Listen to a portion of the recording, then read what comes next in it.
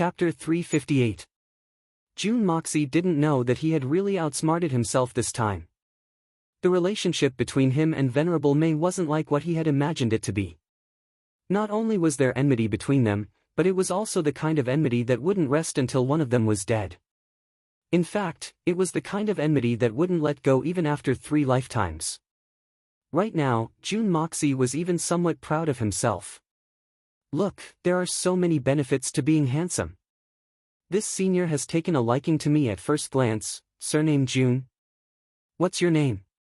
Which family are you from? How old are you? This sentence was still squeezed out from the gaps of his teeth.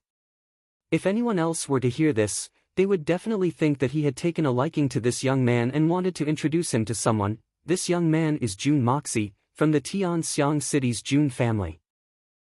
18 this year, unmarried.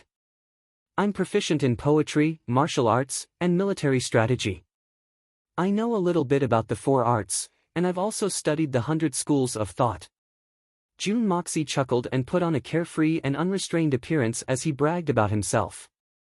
He wanted to add another sentence, proficient in 8 foreign languages, but after thinking about it, he swallowed the words back down. This wasn't Earth after all. June Emosia. June Emosia. June Emosia. June Emosia. Venerable May's voice sounded like she was moaning and crying at the same time. In fact, her voice was getting louder and louder. In fact, it was getting louder and louder. In fact, it was so loud that it shook the mountains and valleys. June Emosia. June Emosia. Emosia. Xia. Xia. Xia. Xia. The entire sky and the entire forest was filled with the sound of this name. At this moment, the name June Moxie had truly shaken the heavens and the earth. And it was a substantial shock. It's me. May I know what advice Senior has for me? June Moxie was a little baffled and vaguely felt that something was wrong. Damn it, why does it sound like she hates me to the bone? I've never offended you. I'm sure I've never seen this Venerable May, the man in black. However, June Moxie still secretly raised his cultivation. He was prepared to immediately escape into the Hongjun Pagoda if the situation was the slightest bit off. Even if he had to expose his secret, he would not hesitate. Damn, this Venerable May is too powerful. Even Supreme Master Zhu Tian was defeated by him with just one hand. With my small physique, I might not even be able to withstand a slap from him. Master Zhu Tian would be fine after receiving such a huge slap to the face. That's because his skin is thick. But, if I were to receive a slap to the face, my body might still be here. But, I'm afraid that my head might fly back to Tianxiang City for the new year. What can I do for you? Venerable May repeated. He was suddenly at a loss. That's right, what should I do with him? 1 slap to death. Kill with a kick. But, wouldn't that be too easy for him? Even if I let him die 1,000 times, it won't be enough to dispel the hatred in my heart. But, what should I do? This brat's appearance is too weak to take a beating. Moreover, no matter what, this brat is my benefactor. I can mess with him. But, isn't it a bit too much to kill him? Give me advice. Venerable May suddenly grabbed him. There was a distance of about 10 feet between them. This was also a distance that June Dashao felt was relatively safe. But, Venerable May raised his hand, and June Moxie suddenly felt that his entire body couldn't move. There was a huge suction force in front of his body. Then, he was pulled into Venerable May's hand the next moment. Venerable May's entire body was still shrouded in the black robe. But, strangely, June Moxie actually smelled an elegant fragrance at this moment. It was extremely fragrant. He had never smelled such a fragrant fragrance in his entire life. He couldn't help but close his eyes and take a deep breath. Then, he opened his eyes and exclaimed, "It smells so good. This brat is still taking advantage of me." At this moment, Venerable May's mind turned several thoughts in succession. The most urgent thought was to strangle this brat to death. But, at this moment, as he held him in his hand and felt the abundant heaven and earth's spiritual energy, Venerable Mei was sure of one thing. The mysterious expert who could help Shen beasts advance, the person who broke into the Tianfa forest, stole the sacred fruit, and said that he wanted to refine pills, was definitely related to this brat in front of him. Since he could appear in the Tianfa forest on the same day as that expert, and also possess such a mystical heaven and earth's spiritual energy, there was a great possibility that they were master and disciple. It wasn't that Venerable Mei didn't think that this brat was that mysterious expert. It was just that the mysterious expert's methods were too brilliant. And, Jun Dashao's strength was a bit too trashy. If they hadn't appeared on the same day, and both of them possessed heaven and earth's spiritual energy, it would have been very difficult to link the two together. Venerable Mei tossed and turned in his thoughts.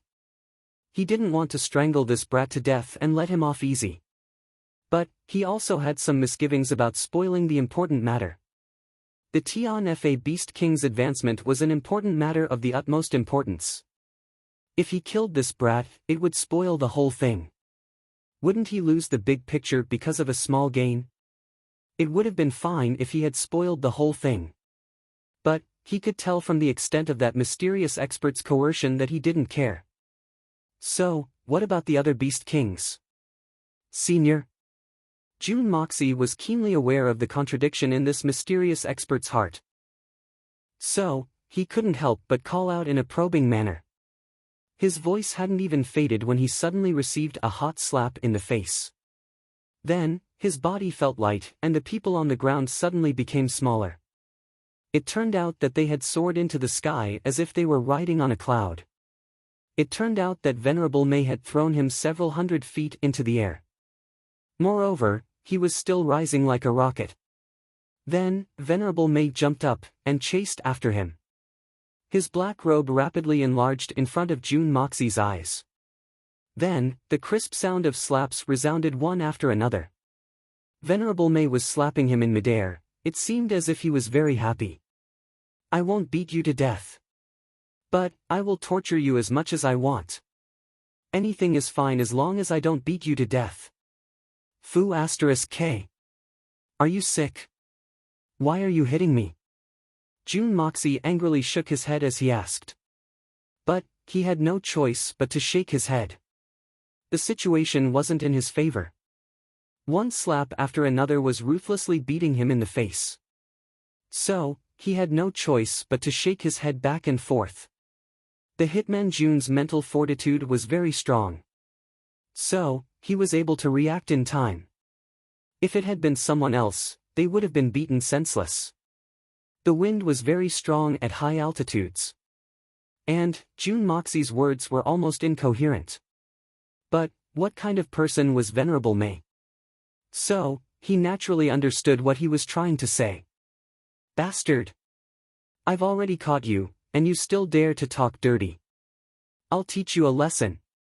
Jun Moxie didn't say a word. He bit his lips, and continued to slap Jun Moxie. Jun Moxie could clearly see that his opponent's eyes were flashing with excitement. It seemed as if he was taking endless pleasure in beating him up. Fu *k. He's a sadist. A wise man knows better than to fight when the odds are against him.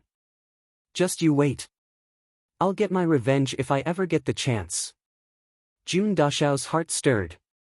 Then, he disappeared from the sky with a whooshing sound. This was the profound and unfathomable yin-yang escape technique. Even the great master Li Ju Tian wouldn't necessarily be able to escape unscathed if Venerable Mei were to lock onto him with her full concentration and concentration. Venerable Mei was in a good mood. But, he didn't expect that he would slap Jun Moxie's face again. He couldn't help but feel puzzled as he sucked in the air with a pop. He looked around, but couldn't find Jun Moxie anywhere. It's so strange. How did this kid escape from my hands? This kid's cultivation is only at the level of Yu Xian. How did he escape? This is really strange. He had finally determined that Jun Moxie had escaped. So, Venerable Mei had vented a small part of his anger. But, he didn't have a place to vent it. So, he slowly descended with a depressed and puzzled expression on his face. But there was only one question in his mind. How did he escape? This is too strange and bizarre. Isn't it unimaginable? He was puzzled. Meanwhile, Jun Moxie was cursing inside the Hongjun Pagoda. Jun Dashao was furious. This guy is such a bully. Did I offend you?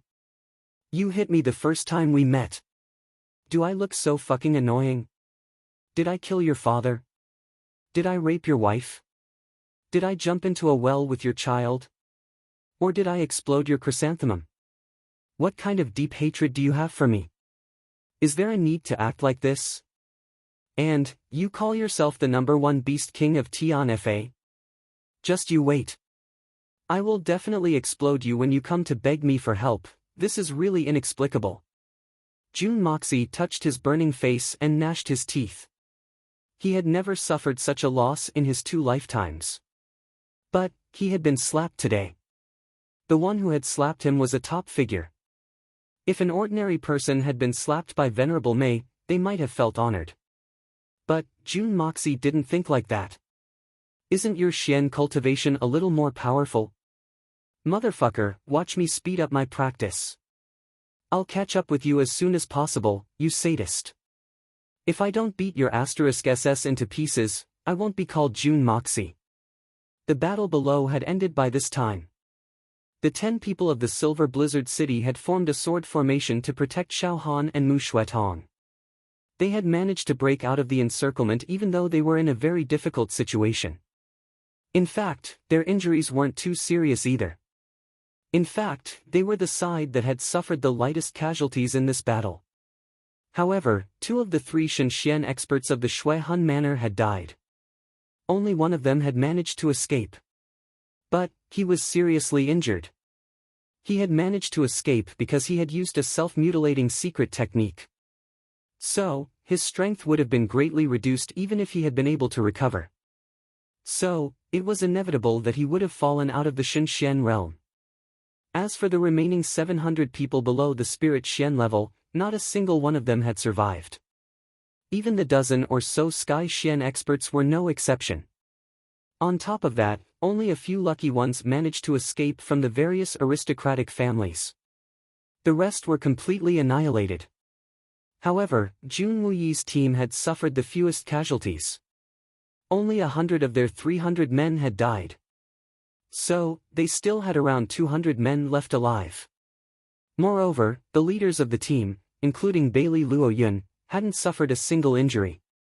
Moreover, the Jade Xian experts hadn't suffered any injuries.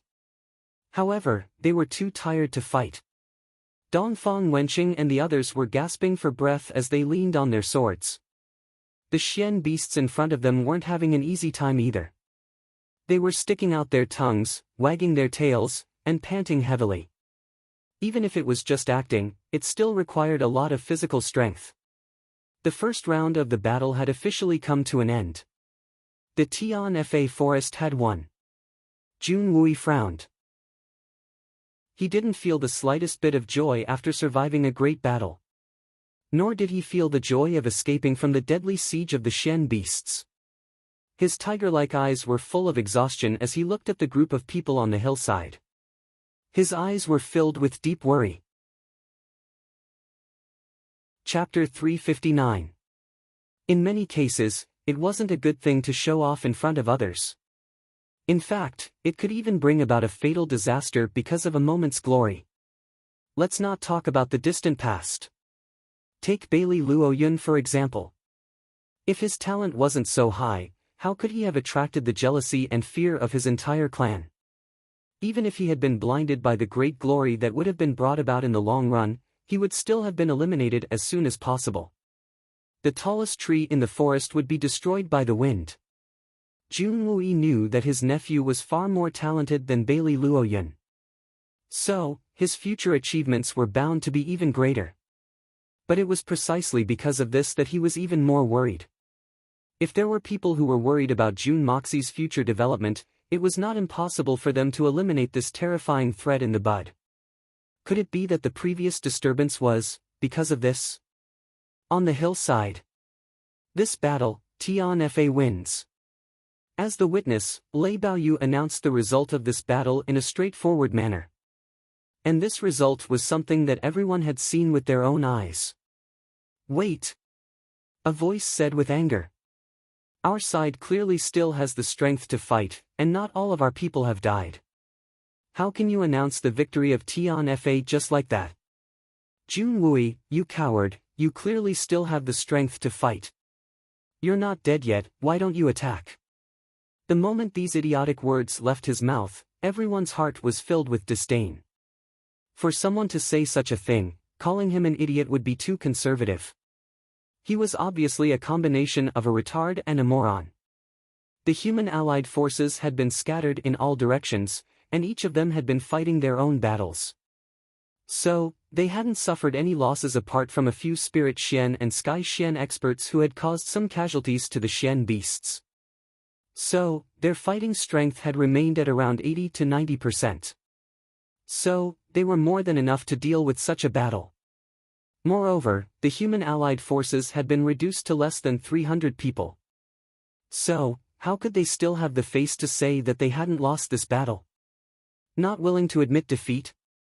Their skin was a little too thick, wasn't it? Everyone turned to look, only to see a person with a face full of blood and grime, looking at Jun Wui with a vicious look in his eyes. That person was Xiao Han. His meaning could not be clearer.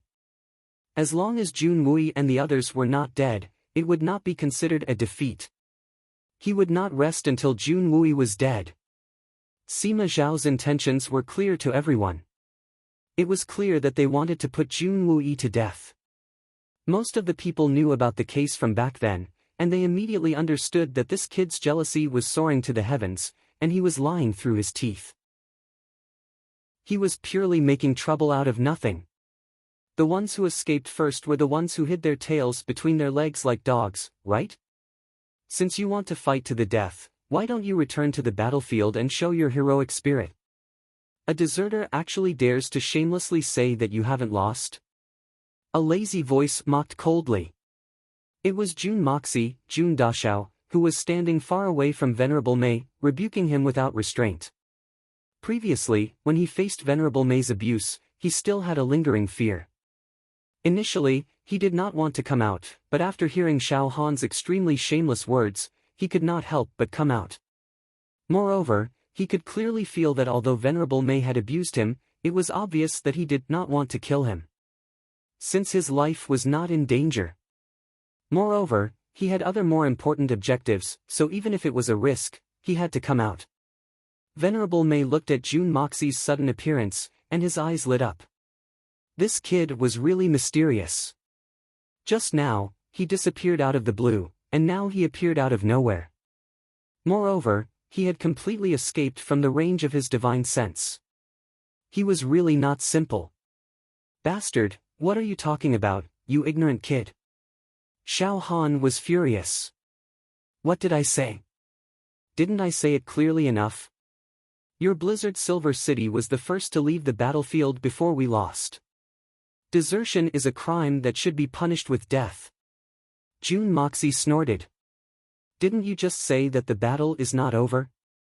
Since it's not over, why did all of you come back? You still have the face to say that you haven't lost? I really don't understand, how did the Blizzard Silver City raise a person like you? You're afraid of death and deserted, but you still dare to say that a hero who fought till the end is a coward. TSK, so funny that I don't want to laugh anymore. If you insist on what you said, Tianfa's Xian beasts are still there. As long as you go up first, I guarantee that Tian Xiang's forces will immediately follow up, and no one will fall behind. Do you dare?" Xiao Han was speechless. "Go up now. Isn't that simply courting death? The Xian beasts are lenient towards you, but they don't treat me like that." Jun Moxie clicked his tongue twice, raised his head, and asked, "Fortunately, the elders of the Blizzard Silver City are here. Today, I would like to ask all the Shenxian powerhouses and seniors, is this the tradition of the Blizzard Silver City? Is this person the rising star of the Blizzard Silver City's Xiao family? Especially the 10 Shenxians who deserted in the face of battle. As a member of the Allied army, Can you only save the 2 Tian Xians of the Blizzard Silver City with your strength? When you abandoned your comrades for your own safety and turned around to flee, did your faces ever turn red? Jun Moxie's words were sharp and unkind to the extreme, but what he said was the truth. There was simply nothing to refute. As for the Blizzard Silver City, there was nothing wrong with it. You didn't run away alone, but collectively betrayed and fled. Their escape had led to the complete collapse of the entire battle situation. After all, they were the strongest force in the Allied army, and they had committed such an atrocious act.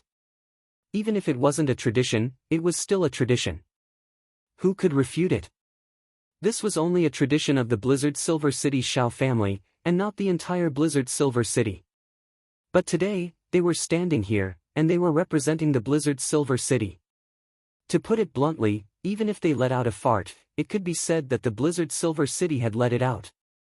The 3rd, 6th, and 9th elders, along with the 7 swords of the Blizzard Silver City, couldn't utter a single word in the face of a young man's accusation. Their movements were even more orderly, and their faces were burning with embarrassment.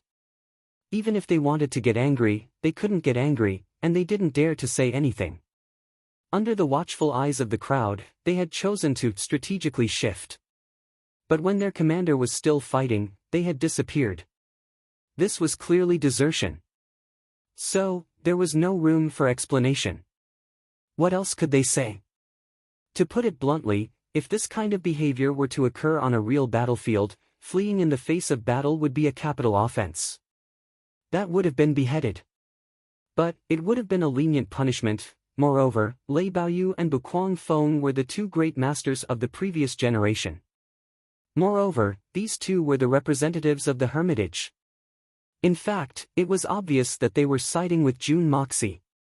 The elders and even the most protective Xiao Buyu were a little annoyed. They felt that his grandson, Xiao Han, had lost a lot of face today. He should have been happy that he was lucky enough to keep his life. So, why did he have to come out and clamor? Would the Blizzard Silver City's top 10 experts have been the first to flee if it weren't for protecting you, boy? Now, you've been scolded by the opposite party. Not only that, but the Blizzard Silver City has also lost a lot of face in front of the world's heroes. It can't be said that their name would go down in infamy for 10,000 years. Speaking of shamelessness, the Jun family wants to talk about it with everyone. Jun Moxie passionately faced everyone. Then, he secretly glanced at Li Ju Tian. Then, he began to talk about his true purpose. The seniors of the 3 holy lands are here today. Their eyes are like torches as they bear witness to this battle. Moreover, countless heroes have gathered here because of the Shen beasts. Everyone is watching. Even the Lord of Tian Fa, Venerable Mei, is here. Both sides have gathered here. I have a few questions that I would like to ask Great Master Li Ju Tian. Lei Baoyu and Buquang Feng revealed a look of admiration in their eyes. This young man surnamed Jun was very young, but his Xian cultivation had already reached the peak of Yu Xian's realm. Even they didn't have such a cultivation back then. In fact, it could be said that he was a genius among geniuses. However, it was rare that he was facing these legendary experts. In fact, he was neither servile nor overbearing. In fact, he had a natural demeanor. This was a matter of mental cultivation. This young man will become a great person in time. In fact, the world will have another great master in less than 30 years. At the same time, Jun Moxie's flattery had made the 2 great masters feel very comfortable. We were living a free and unfettered life in the Tianxiang city that day. And, we were more than 5,000 kilometers away from here. It was reasonable to say that the southern heaven city would have been wiped out. Even if the people of the Shui Han Manor had turned into evil spirits. What did it have to do with us? But, Great Master Li Ju Tian had issued the summons. So, we disregarded our former enmity, and volunteered to go to the rescue. We led the army, and traveled thousands of miles to help. What was the purpose of this? It was to assist the Shui Han Manor. It was to do our part as a part of humanity. It was for the sake of the Jianghu. It was for the sake of righteousness. Jun Moxie spoke in a loud voice. It seemed as if he was making a powerful lawsuit. His face was filled with awe-inspiring righteousness, but we didn't receive any kind greetings after we arrived here. Instead, we were ruthlessly suppressed and pushed aside. And these great masters of the Shenxian Manor have finally decided to take revenge for their own selfishness. This battle concerns the safety of the entire continent. So, they set up the most despicable plot to frame us. They wanted to put us to death. Today's deployment of troops. I believe that the discerning Great Master Bu and the discerning Great Master Roulet, or those who don't know the inside story, can clearly see that there was something fishy and dirty about it. They had come from afar, and had come to help us in this battle. In fact, they had even helped us in our hour of need. How can we not treat them with disdain? I'm not afraid of the second Great Master or the third Great Master's retaliation in the presence of the Hermitage Master. So, I'm going to risk my life to ask you, where is your conscience? Where is the justice? Where is the morality? Can those with bigger fists disregard the justice of the world and the hearts of the people? If you're saying that you've made such a decision because of your personal grudges, then I'd like to ask another question. I believe that everyone knows that if Tian Fa wins this battle and enters the inner continent, it'll be a calamity for the common people. However, it was precisely such a crucial battle that had become a haunted place filled with crafty plots and conspiracies. And the one who's being framed is the commander of this battle. Then, what do the common people of the world count for in your eyes? You're all great masters. Shenxian Manor, but do you still have any humanity? Do you still have any humanity? Could it be that in your hearts, there's nothing else but your own interests? Jun Moxie was getting more and more agitated as he spoke. He had been putting on a show to vent his anger. But his words had made him angry. Great Master Li Ju Tian is also here. So, I'd like to ask you something. You don't care about the people who came to help you. So, why did you issue the Great Master's summon? Why didn't the Shuihan Manor resist the Xian beasts by itself if you had the guts? Why did you turn into a coward in the end? Why didn't you go and fight? Go and kill. Go and die a clean death. Then, the whole world will praise your heroic spirit. They will say that you're a great hero. But, you didn't do that. You were afraid of death. So, you asked for help. The Great Master's summon. The Xian continent recognizes it as an order that no one can violate. Bah! That's a call for help. Do you understand? Because you issued the Great Master's summon for yourself. You're greedy for life and afraid of death.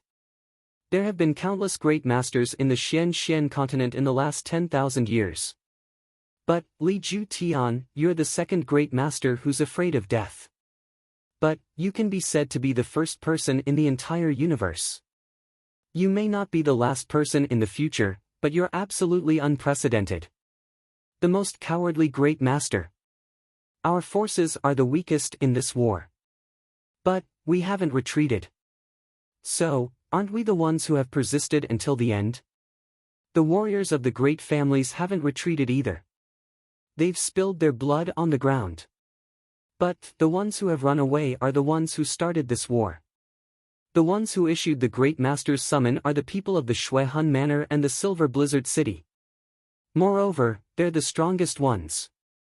Do you have the face to stand in this world? Don't tell me that you don't feel any shame. Jun Moxie sneered, that's right. You've tried to frame my third uncle, but he hasn't died. And, you're still saying that we haven't lost yet. Li Ju Tian, Xiao Han, I believe that the two of you can be called the two great masters of the universe from now on. Because, no one can compare to the two of you in terms of shamelessness. You're worthy of being called the great master of shamelessness. I believe that no one will disagree. Jun Moxie had cursed them to his heart's content. Everyone's faces had turned deathly pale. There weren't many people present who were clean. All of them had participated in that shameless backroom deal. In fact, they were the fence-sitters who went with the flow. Li Ju Tian had been slapped by Venerable Mei in front of everyone's eyes. He hadn't been able to resist or struggle at all. So, he had lost his face a long time ago. So, he had suffered serious injuries after being taught a lesson by Venerable May. But, he didn't have the face to stand up. So, he simply lay down on the ground and pretended to be unconscious. He would have walked away if this had been any other time. That way, he wouldn't have had to suffer such unwarranted humiliation. It wasn't that he didn't want to retaliate. But, his skills were inferior. So, how could he retaliate? The people of the Shui Han Manor were taking care of him as he lay on the ground. But, he had heard Jun Moxie's lengthy reprimand at this moment. His words had been spoken in a righteous manner. The most amazing thing was that Jun Moxie hadn't mentioned anything about the war.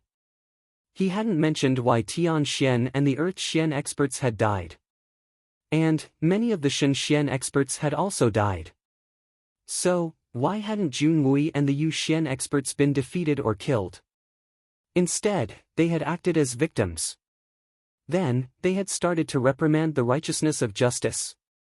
And, they had scolded him in such a righteous manner that everyone present had felt ashamed of themselves.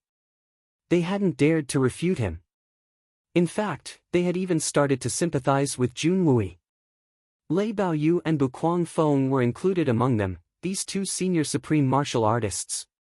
They had heard Jun Moxie say, "Li Ju Tian, Xiao Han, the two of you can be called the two great masters of the universe. No one can compare to the two of you in terms of shamelessness. You're worthy of being called the great master of shamelessness. I believe that no one will disagree." Li Ju Tian couldn't keep up his act any longer. His chest issued a strange sound. Then, he suddenly sat up with a flushed face. He straightened his body, and pointed at Jun Moxie. His finger trembled as he cursed angrily, "Ignorant brat. You, puff." He suddenly opened his mouth, and spat out a mouthful of blood. Scarlet. The dignified second great master had been scolded by Jun Moxie to the point of vomiting blood. Li Ju Tian had been seriously injured. His internal injuries were especially serious. Venerable May had punched and kicked him in a fit of rage. But, he hadn't faked it. In fact, he hadn't been afraid that his punches hadn't hit his flesh. Li Ju Tian had relied on his exquisite Xian Qi to protect his internal organs. So, he hadn't been beaten to death on the spot. This was something to be proud of. After all, he was the #1 beast king of Tian Fa. He was at the pinnacle of the universe. He had been beaten like a sandbag by his opponent. Moreover, his movements had been restrained, and he couldn't fight back. His bones had been fractured, and his internal organs had been severely injured. Of course, even if he was so heavily injured, he could still kill Jun Mo Xia in the blink of an eye if he went all out. However, he couldn't. And, he didn't dare to do so. That was because Jun Moxie had Solitary Eagle by his side. Li Ju Tian wouldn't have been afraid in ordinary times. In fact, he was confident that he could deal with Solitary Eagle.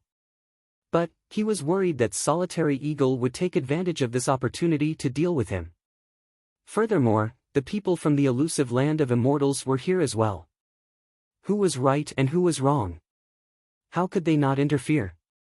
Even if none of this existed, the #1 Shen Beast King was still here. Li Ju Tian could have easily killed his opponent. But, he didn't dare to do so. Moreover, he had to endure the berserk curses of his opponent. Li Ju Tian had choked on his blood. And, the reason why Li Ju Tian couldn't spit blood was also the reason why Jun Moxie had dared to lash out and curse him in front of the second great master. As for the future, Li Ju Tian probably wouldn't have a future. That was because Jun Moxie's murderous intention had already stirred in his heart. Li Ju Tian was in a much more dangerous situation than the Silver Blizzard City. That was because the Silver Blizzard City was holding him back. So, they wouldn't dare to act brazenly. However, Li Ju Tian was different. That old man was willing to do anything for his son. He acted without scruples. Moreover, he was very despicable and shameless. Jun Moxie wouldn't allow such a calamity to continue to exist. In all fairness, Jun Mo Xie wouldn't necessarily be able to take Li Ju Tian's life even if all the bones in his body were to be broken with Jun Mo Xie's current cultivation. So, how could he kill him? In fact, Jun Moxie already had a plan in mind. Jun Moxie had a trump card in his hand ever since he had entered the second layer of the Hongjun Pagoda. But, he had never revealed it to anyone. That was the flame of primal chaos. That pitch-black flame was the source of the world's flames. It possessed the terrifying ability to burn everything. Li Ju Tian was only an ordinary person. Even a great principal golden immortal would have perished under the burning of the flame of primal chaos. However, Jun Moxie wasn't able to fully control the flame of primal chaos. This was the reason why he didn't dare to use it. Otherwise, wouldn't he have been able to exterminate anyone? In fact, Jun Mo Xie's ability was more than enough to control the flame of primal chaos from the bottom of the cauldron. But, if he wanted to move the flame of primal chaos out of the Hongjun Pagoda, and then launch it from his own body, it would be extremely taxing on his body. In fact, the slightest bit of carelessness could burn him to ashes. Even if he were to suffer a backlash from the spirit qi in his body, it would still be a serious injury. Moreover, his mind would be damaged. However, what Jun Moxie didn't know was that his mind was the so-called primordial spirit. Primordial spirit damage couldn't be healed even after a long period of recuperation. Otherwise, the consequences would be very serious.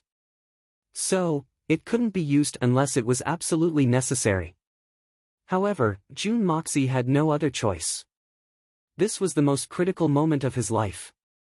Venerable Mei had already broken many of Li Ju Tian's bones. Moreover, his internal injuries were also quite serious. This was the weakest moment of the second great master's life. Moreover, he was the most vulnerable person in his life. Therefore, he was the most vulnerable person to be killed.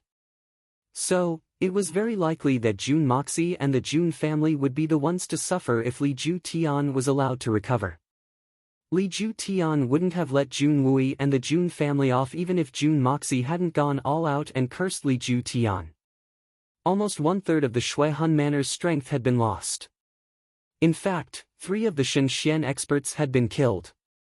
And, this was all because of Jun Wui.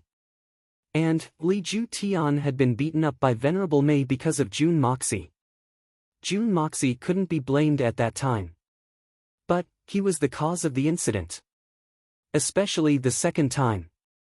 Jun Moxie was the perfect target to vent his anger on. Li Ju Tian was a vengeful person. So, how could he let this uncle and nephew go? I can't beat Venerable Mei. But, can I beat Jun Wui and his nephew? Li Ju Tian didn't care about the cause of this matter. Therefore, Jun Moxie had no other choice. So, he decided to take the risk. I must kill Li Ju Tian. I must kill Li Ju Tian. Li Ju Tian had been forced into a dead end by Venerable Mei. And, Jun Moxie had also been forced into a dead end at the same time. Li Ju Tian wouldn't die. So, the Jun family would be destroyed. There was no better solution than to kill Li Ju Tian. Therefore, in the eyes of others, Jun Mo Xie's outburst of cursing was extremely audacious. He had actually mentioned the second great master's name over and over again, and was truly reckless. However, Jun Mo Xie was thinking, Li Ju Tian had just received the heaviest injury of his life. Moreover, he had just suffered the most severe humiliation since the beginning of the world's history. So, it was obvious that he was in a state of agitation at this time. In fact, it was difficult for him to control his emotions. Moreover, his temperament was extremely vicious. So, it was even more difficult for him to control his mind. Therefore, the more ruthless he cursed at Li Ju Tian, the better it would be. And, Li Ju Tian's words would provoke him even more. In other words, he would infuriate him even more. It would be best if he could infuriate this old bastard to death. In fact, that would be the most ideal outcome. But, he would make Li Ju Tian's internal injuries worsen even if he didn't die from anger. And that would give him an advantage in the future. Recommended Urban Fantasy Book, Super Magic Pen, book number 1648424. If you like this type of book, please help me collect it. Chapter 360. Jun Mo Xie's guess was right. Jun Mo Xie's curses were more effective in Li Ju Tian's ears than if Venerable Mei had punched him 3 times. His injuries had already been under control, and hadn't worsened. But, his mind had been agitated, and his Xian Qi had been stimulated. His internal organs had been damaged, and he had vomited blood. How did his injuries just worsen by a little? Jun Moxie's cold eyes Leng looked at Li Ju Tian as he madly vomited blood. He couldn't help but feel pleased in his heart. Old man, this is only the beginning. I haven't let you experience the joy of seeing your son die. Just wait for a while, and I'll show you the corpse of your only son in front of you. Let's see if you won't vomit blood then. Li Tingyun, this young master has already told you that you'll face a bloody calamity. And, you can't avoid it. But, you didn't believe me. Just wait. This young master will prove it to you. Today is a once-in-a-lifetime opportunity. I won't be called Jun Moxie if I don't kill you. It could be said that Jun Mo Xie had employed the most brilliant psychological tactics to deal with Li Ju Tian's series of schemes. He had grasped the weaknesses of Li Ju Tian's character, and had grasped his weakness. He had slowly advanced step by step. He had seized the opportunity of Li Ju Tian's unstable state of mind after he had been seriously injured. And, he had used his words to break through the enemy's psychological defenses. And, he had finally achieved his goal. Jun Mo Xie had come up with a brilliant idea when he had seen Venerable Mei beating up Li Ju Tian. So, he had come up with a good method to defeat the enemy. His target had been Li Ju Tian since the beginning of his curses. In fact, the Silver Blizzard City had only been incidental. Jun Moxie would have looked for a reason to curse him even if Xiao Han hadn't jumped out and said those words. Of course, that idiot Xiao Han had cooperated with Jun Mo Xie by saying that he hadn't lost yet. And, this had given Jun Mo Xie even more reason to believe that he had lost. At the same time, Jun Moxie had a vicious thought in his mind. I won't let anyone who has participated in the framing of the Jun family off. No matter who you are, no matter if you are forced, no matter if you have difficulties. If you do it, you will have to bear my wrath, the wrath of the evil monarch. Today's matter, cough cough, although we lost this battle, it wasn't without reason. Regarding General Jun's misfortune, we 2 brothers are extremely sympathetic. Fortunately, General Jun has great fortune and life, and did not cause an eternally regrettable incident. This is truly something to rejoice over. Bu Guangfeng had a very straightforward temperament. Moreover, he had witnessed this fight from the beginning to the end. So, he was somewhat dissatisfied in his heart. Most importantly, he was very dissatisfied with Li Ju Tian and the Silver Blizzard City. This was because he had witnessed a tragic hero who came from afar to help, but was framed by the people he wanted to help. However, for the sake of his own beliefs and duty, he chose to fight with an indomitable will. Even if he died, he would not regret it. Even in the face of certain death, he still did his best and did his best in what was within his responsibility. Although no one supported his decision and no one obeyed his orders due to fear of the conspirators' despotic power, he had a clear conscience regardless of whether he lived or died. Even the people who had framed him had chosen to use their military skills for the sake of the overall situation of the war. So, he had chosen to protect them as long as they were part of his army. Everyone with discerning eyes could see that Jun Wuyi's troops would have been defeated if they had followed Jun Wuyi's arrangements. But, they wouldn't have been so miserable. However, this mistake couldn't be blamed on Jun Wuyi. He knew that this was a trap. But, a soldier was a soldier, and a commander was a commander. Jun Wuyi had fought for the sake of the continent, and not for the sake of his own dignity. Such a soldier was very stupid. But, his stupidity was admirable. It was admirable. Lei Baoyu and Bu Guangfeng had come as witnesses. But the elusive land of the immortals and Li Ju Tian had a good relationship. Therefore, they had stood on Li Ju Tian's side when they had arrived. They had also stood on the side of the continent. However, they had witnessed some things with their own eyes after they had arrived. And, they hadn't even realized that they had deviated from their original positions. Jun Wui hadn't done anything wrong. Moreover, most people sympathized with the weak. Moreover, Hermitage had always been a righteous messenger. Therefore, the two of them had subconsciously stood on Jun Wui's side. It was only temporary. But, it was enough for now. A tragic hero was always easy to be admired. And, Jun Wui was the protagonist of today's show. He had become the focal point of countless Shenxian masters. Tian Fa's side has won today's first battle. Bu Kuangfeng looked at Venerable Mei and said, "Who will be fighting on Venerable Mei's side in the second battle?" "The Snake King will be fighting on our side in the second battle. You can send anyone to fight one-on-one. After the second battle, regardless of victory or defeat, the third battle will be between me and all the Supreme Being experts here. I want you to lose convincingly." Venerable Mei snorted. His black robe fluttered as he looked at Jun Moxie. His gaze was so intense that Jun Moxie felt as if his face had been pricked by a needle. He felt a stinging pain. The Venerable is very courageous. Bu Kuangfeng smiled and said, "That youngster is also very good. He hasn't taken the medicine to widen his meridians, and hasn't received Shenxian's blessing. But, he's already at the peak of Yu Xian's level. He can be said to be a rare genius even in thousands of years. Could it be that the Venerable intends to accept him as your disciple?" Jun Imo Xie's body had been transformed by the heaven and earth's aura. His innate aptitude was the best in the continent. And, this couldn't be hidden from the great master who had been famous for more than 100 years. In fact, even the great master himself wanted to take him in as a disciple. So, Venerable Mei's eagerness to hunt him down was understandable. But, who could have known that those punches and kicks weren't fatal? In fact, they weren't even capable of causing internal injuries. "Ha! Accept him as my disciple?"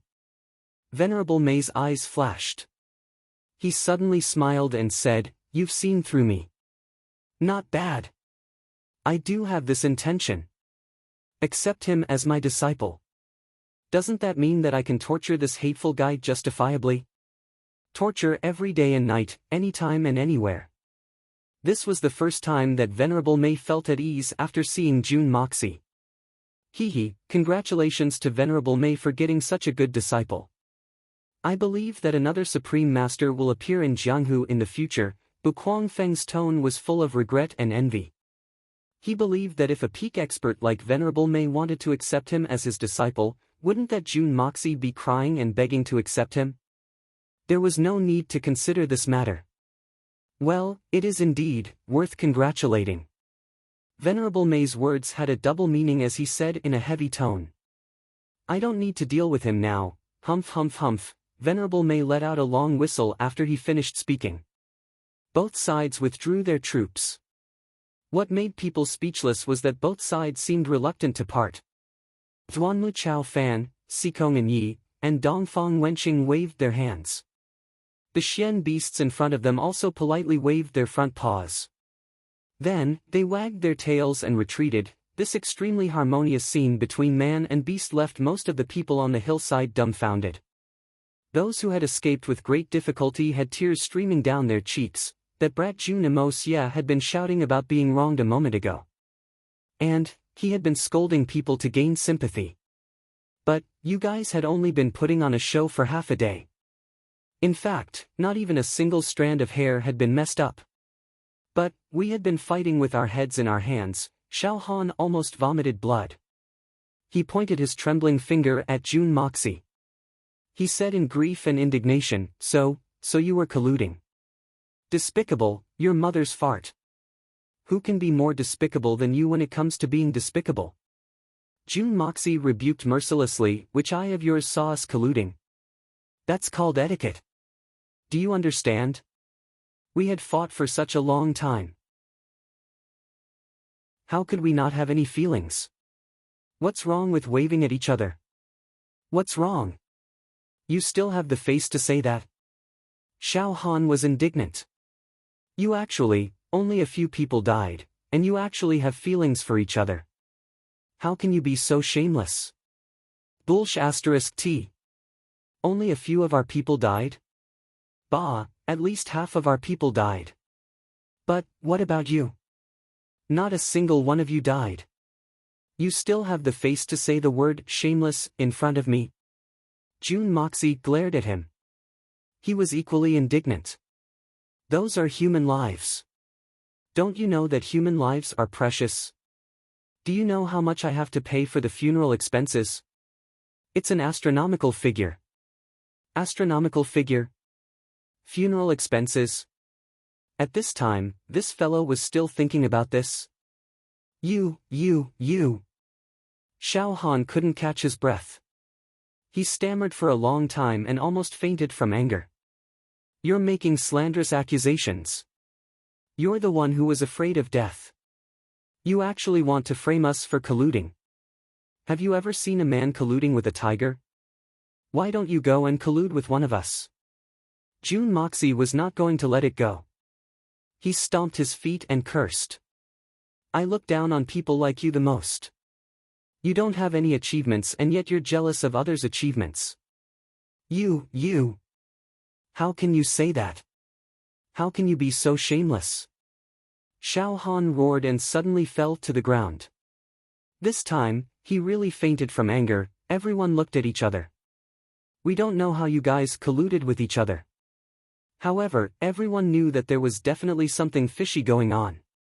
We didn't see how you guys colluded with the mystical beasts, but we also didn't see humans and mystical beasts fighting for half a day to become friends, especially when the mystical beasts raised their front paws and waved goodbye. It was a spectacle that had never been seen in thousands of years. If you guys didn't collude with each other, I wouldn't believe it even if I killed my head. Didn't you hear what this fellow said?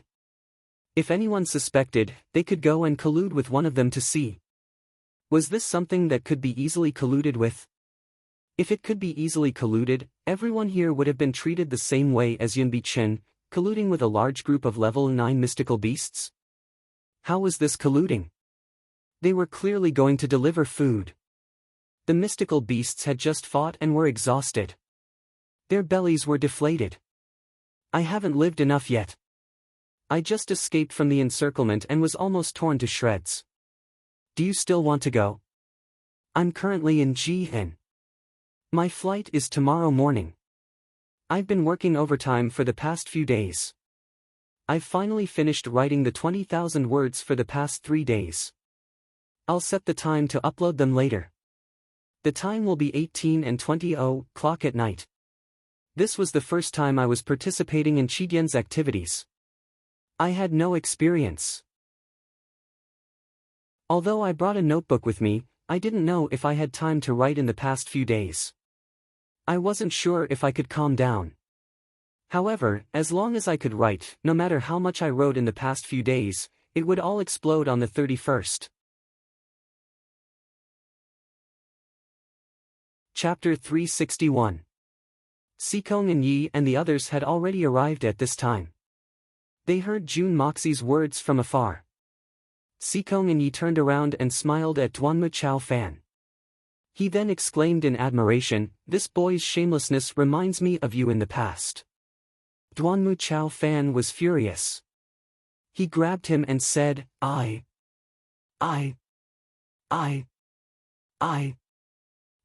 Sikong and Yi hastily raised his hands in surrender. He laughed as if he was crying. He then said in a pained voice, "I was wrong, big brother. I shouldn't have provoked you. Listening to you is too painful. I will change. Is it not enough? Motherfucker, why haven't you changed your bad habit of having a cheap mouth when I'm with you for dozens of years?" Dongfang Wenqing pushed Jun Wui's wheelchair in the midst of the chaos. She stopped in front of June Moxie. Jun Wui smiled helplessly as he looked at his nephew. He then asked in a soft voice, "You?" June Moxie chuckled and said, "Third uncle, you're really too brave. You single-handedly fought against several 9th-level Xian beasts, and you did it with ease. Not only did you manage to escape unscathed, but you didn't even gasp for breath. The most amazing thing is that you didn't even move from your wheelchair from beginning to end. This nephew admires you wholeheartedly. You little rascal. Jun Wui glared at him and snorted. But he didn't ask any more questions. He knew that this matter had something to do with Jun Moxie. But he didn't want to ask again. After all, this wasn't something he could ask in person. First, there were too many people here. Second, Jun Wui was sure that Jun Moxie had done it. But how he did it was Jun Moxie's secret. Since it was a secret, the fewer people who knew about it, the better. Some things, it was better to let others know than to let others see. This was the principle. Therefore, Jun Wui chose not to ask. However, Jun Wui was even more proud. That was because the person who had created this miracle was his nephew. Other than his own nephew, Jun Wui didn't believe that there was anyone else in this world who could do such a thing. But from this point alone, it could be said to be the best in the world. At this moment, there was an empty space in the field. In the middle of the open space, there was an enchanting green-clothed girl. She was like a magnolia in a secluded valley, standing there quietly. Not only was this young lady an outstanding beauty, but she also naturally had a gentle temperament about her. She had a voluptuous figure with a curvy front and a slender waist that seemed like it would snap if the wind blew a little harder. If this figure was on an ordinary woman, the first impression that people would have of her would be a stunner. But this young girl didn't have any of that feeling. Instead, he felt that it was very cute, very warm, and very playful. Her eyes were as clear as water, and her facial features were exquisite. A gentle breeze caressed her soft long hair, making people feel as if they were floating in the air. But the most endearing thing about her was the pure face of this green-clothed girl. It was as if she didn't know the ways of the world, making people feel a strong desire to protect her. Snake King. How could such a peerless beauty be connected to the legendary Snake King of Tian Fa Xian beasts? She was in charge of 10,000 poisons. Her methods were cruel and ruthless. She was one of the Xian beast kings of Tian Fa. This was the difference between heaven and earth. But she was. This green-clothed girl was one of the 12 Xian beast kings of the Tian Fa forest, the Snake King. He was also the king of 10,000 poisons, one of the most terrifying kings of the Tian Fa forest, the Snake King. Qian Sun. Jun Moxie was surprised because the Venerable Mei didn't send the strongest Xian beast king besides himself, the Crane King, Long Crane. Instead, he sent the Snake King. Could it be that the Qian Sun Serpent Queen has the ability to defeat the Crane King? Or is she going to use poison to win? Jun Moxie thought about it, but felt that it wasn't very possible. One must know that the Snake King was the king of 10,000 poisons, but her opponent was one of the 8 great masters of the continent. Once one's Xian cultivation reached the level of a great master, even though it couldn't be said to be invulnerable to all kinds of poisons, but ordinary poisons wouldn't have any effect on him. Furthermore, any sovereign realm expert was an astute person with extremely rich combat experience. They were well aware of the poisons that could threaten them, and they would probably have already thought of a countermeasure before their enemies could use them. So, what would be the use of a deadly poison? Even those legendary peerless poisons, which were said to kill upon contact and kill upon contact, were much less effective against a great master-level powerhouse. The people of the continent discussed nervously. Then, a black silhouette came out of the crowd, and stood opposite to the Snake King.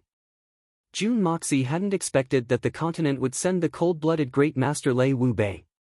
Jun Dashao had expected this choice. But, Lei Wu Bei wasn't the best choice in Jun Moxie's mind. The solitary eagle was the best choice.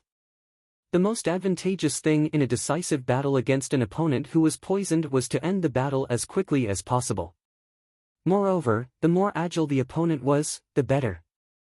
Therefore, the solitary falcon's comprehensive advantage naturally belonged to the solitary falcon. Moreover, the solitary falcon's flying eagle agility was the Snake King's natural enemy. The eagle eats the snake. But, how could the continent's allied forces not think of this if Jun Moxi could think of it? Sure, Changshao and the others also wanted to send Solitary Eagle to fight. But, they didn't dare to take the risk. The situation was very clear. The continent had already lost one round. So, they wouldn't even need to fight the third round if they were to lose again. The solitary falcon didn't like Li Ju Tian and his son. But, it was obvious that he had a close relationship with the young Master Jun. Moreover, the Jun family had been able to retreat unscathed in the face of such a great disparity in strength. So, no one would believe that the Jun family didn't have any dirty dealings with Tian Fa. Luck? 300 people's luck, is that good? They've all been blessed by heaven on this day. Only an idiot would believe that. Everyone believed that the Jun family and Solitary Eagle wouldn't betray the continent for personal gain. But, what if there was a mishap? Who can afford such a responsibility? Therefore, the continent's allied forces had chosen Lei Wu Bei to fight. Moreover, Lei Wu Bei's Xian cultivation was much more vigorous than that of Solitary Eagle's. Both sides had already decided on the candidates for the battle. The fifth great master of the continent's allied forces would fight against the Tian Fa's Beast King, Myriad Poison Snake King, Qian Sun. Suddenly, a vigorous silhouette flashed from the opposite side of the Tian Fa forest. It left behind a series of afterimages, and arrived in front of Jun Wui and Dongfang wenching like lightning. Then, it grabbed Jun Moxi, who was standing between the two of them. Then, it quickly retreated, and left behind only a series of afterimages. Two long afterimages appeared on the left and right side of the field. They were so densely packed that they formed two parallel straight lines. It seemed as if two neat rows of soldiers were standing opposite each other. Then, they disappeared at the same time. Celestial Immortal Incarnation, Thousand Phantoms. The World Cage. Lei Baoyu and Buquang Feng cried out in alarm. The two of them were genuinely shocked by the Lord of Tian Fa's endless and profound methods. This venerable Mei hasn't used many of his trump cards. Could it be that his strength had truly reached the level of being on par with the master of the elusive world of immortals? But Tian Fa still has. The two of them swallowed their saliva with difficulty. Venerable Mei had grabbed Jun Moxi's hand. It was the world cage that he had used to deal with Li Ju Tian. Venerable Mei hadn't been able to make Jun Moxi disappear from his hands. But, he had guessed that it was an unfathomable secret technique. Then, he thought that Jun Dashao was that mysterious expert's disciple. So, he understood that he had such a method. He couldn't understand such a secret technique. In fact, he might not even be able to restrain it. But, it was another matter to guard against and subdue Jun Dashao. Therefore, Venerable Mei had used the world cage in order to capture Jun Moxi. He hadn't used it on Dashao earlier because that kid's strength was too trashy. So, using such a divine technique would have been like using a butcher's knife to kill a chicken. But, he had confirmed that this kid's escaping skills were unparalleled in the world even though he was a trash. So, he had used his full strength to capture him. Then, he had brought him back to the group of beasts, and had thrown him to the ground.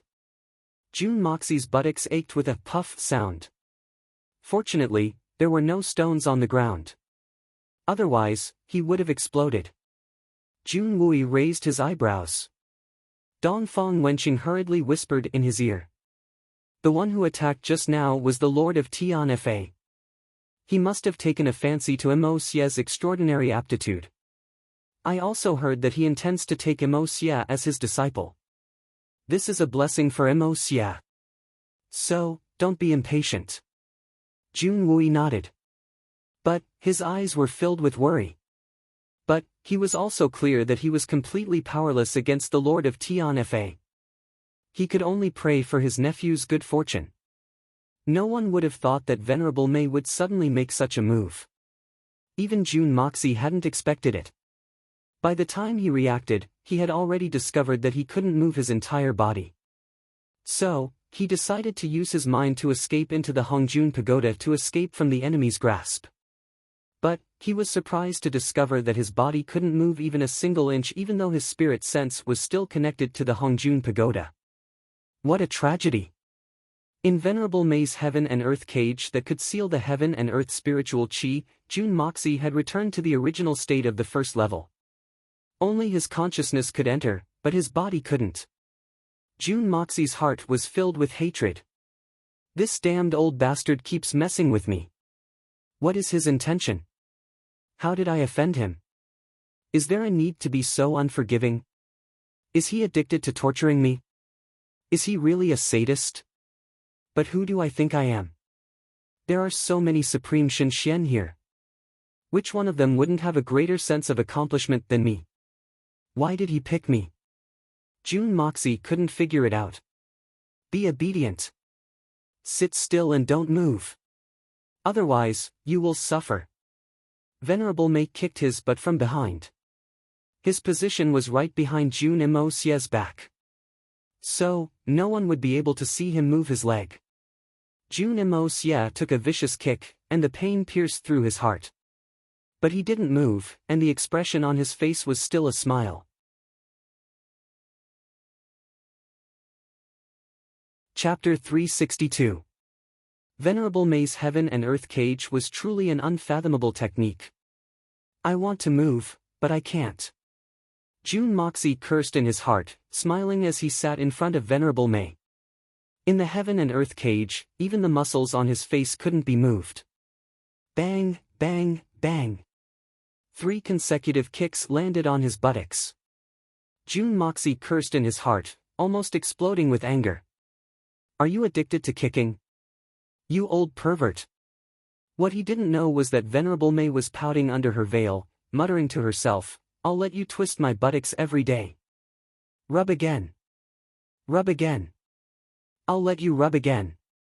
You despicable bastard. Every dog has its day, I'll play you to death. As he muttered to himself, he kept kicking. The more he kicked, the more addicted he became. Every sentence he muttered was followed by a kick.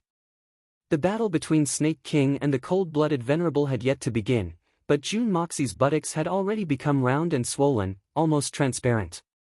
On the opposite side, Dongfang Wenqing looked carefully and smiled. Look, Mo Xia has a smile on his face. Looks like it's a good thing. Jun Wui looked at Jun Mo Xia, and finally felt relieved. Then, he smiled in a gratified manner and said, this brat is really lucky to have such a senior expert like him. This is Mo Xia's fortune, and the Jun family's fortune. Yeah, look at his smile. It looks like he's having a good time. I guess Venerable Mei must have given him a lot of benefits. Dongfang Wendao rubbed his chin and laughed. Nonsense, if it were me, I would also be having a good time. That's a master who's even more powerful than a great master. Dongfang Wenjian rolled his eyes at his third brother. Was there a need to say it?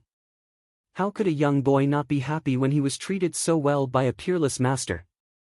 Why didn't I have such good luck when I was young? The 3 brothers were a little jealous. The 3 of us are very close to this kid's bloodline. What they didn't know was that Jun Moxie was feeling good right now. He was about to die from pleasure. He was truly in so much pain that he wished he was dead. His butt kept getting kicked, and his body kept getting twisted.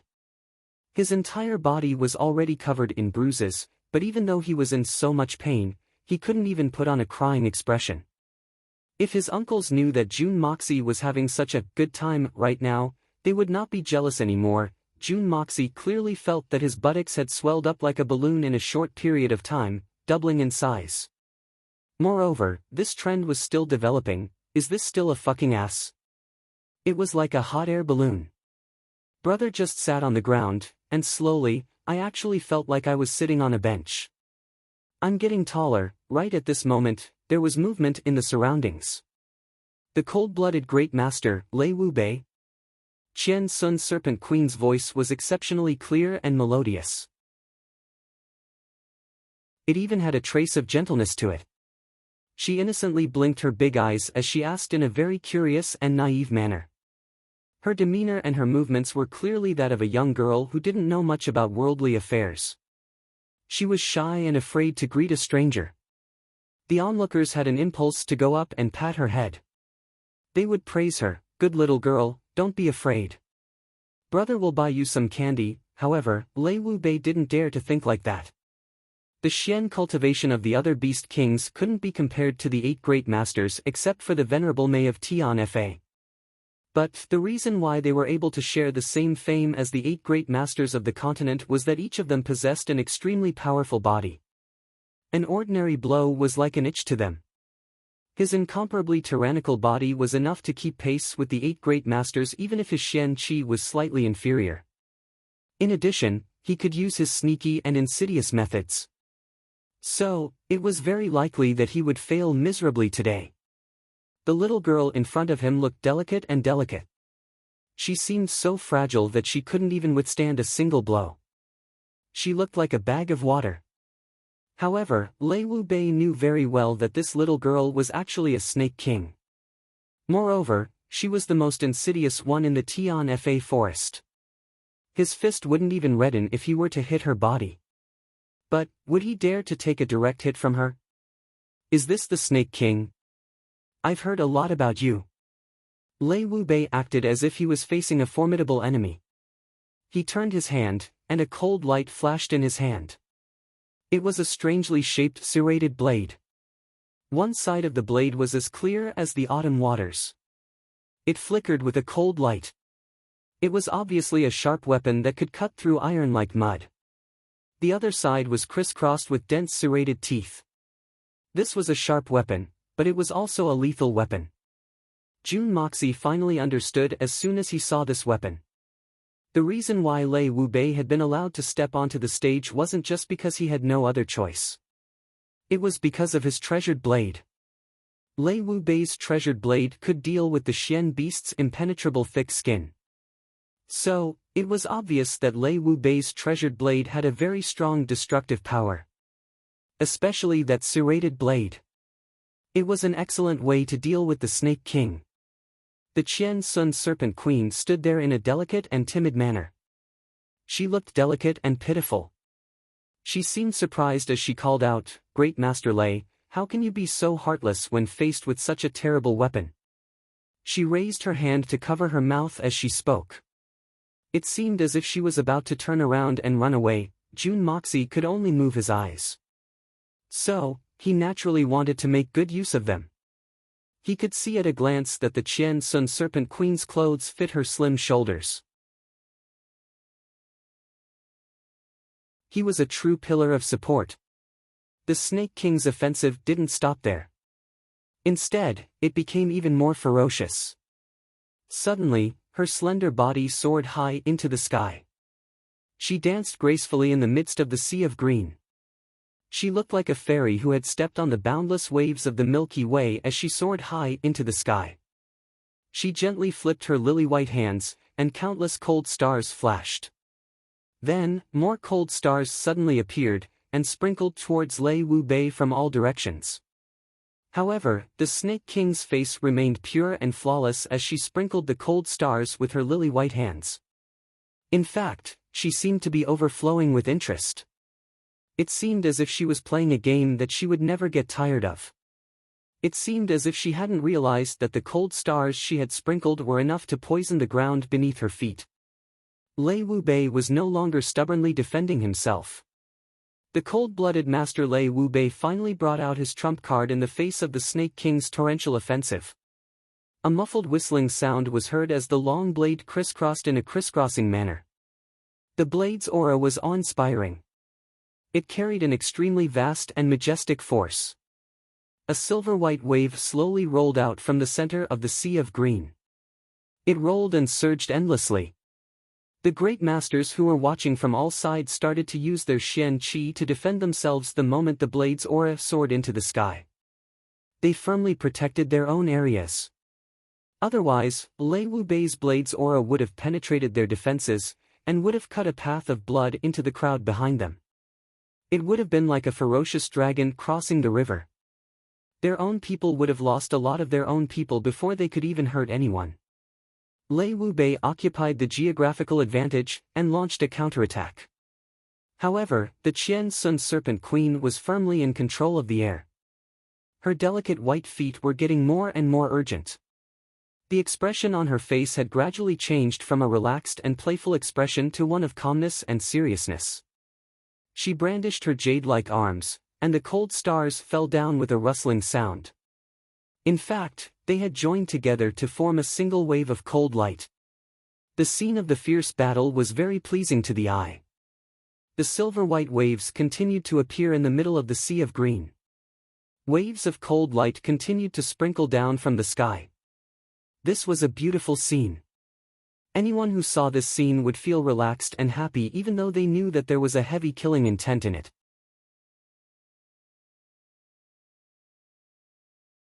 Chapter 363. The Second Watch. Lei Wubei's pitch-black silhouette soared into the sky along with the billowing silver-white saber wave. It seemed as if a fountain had suddenly gushed out of a dark green sea. It seemed as if the sun was shining brightly, and it was radiating thousands of rays of light. It seemed as if it would destroy everything in its path. It seemed as if there was no turning back as it brazenly soared into the sky.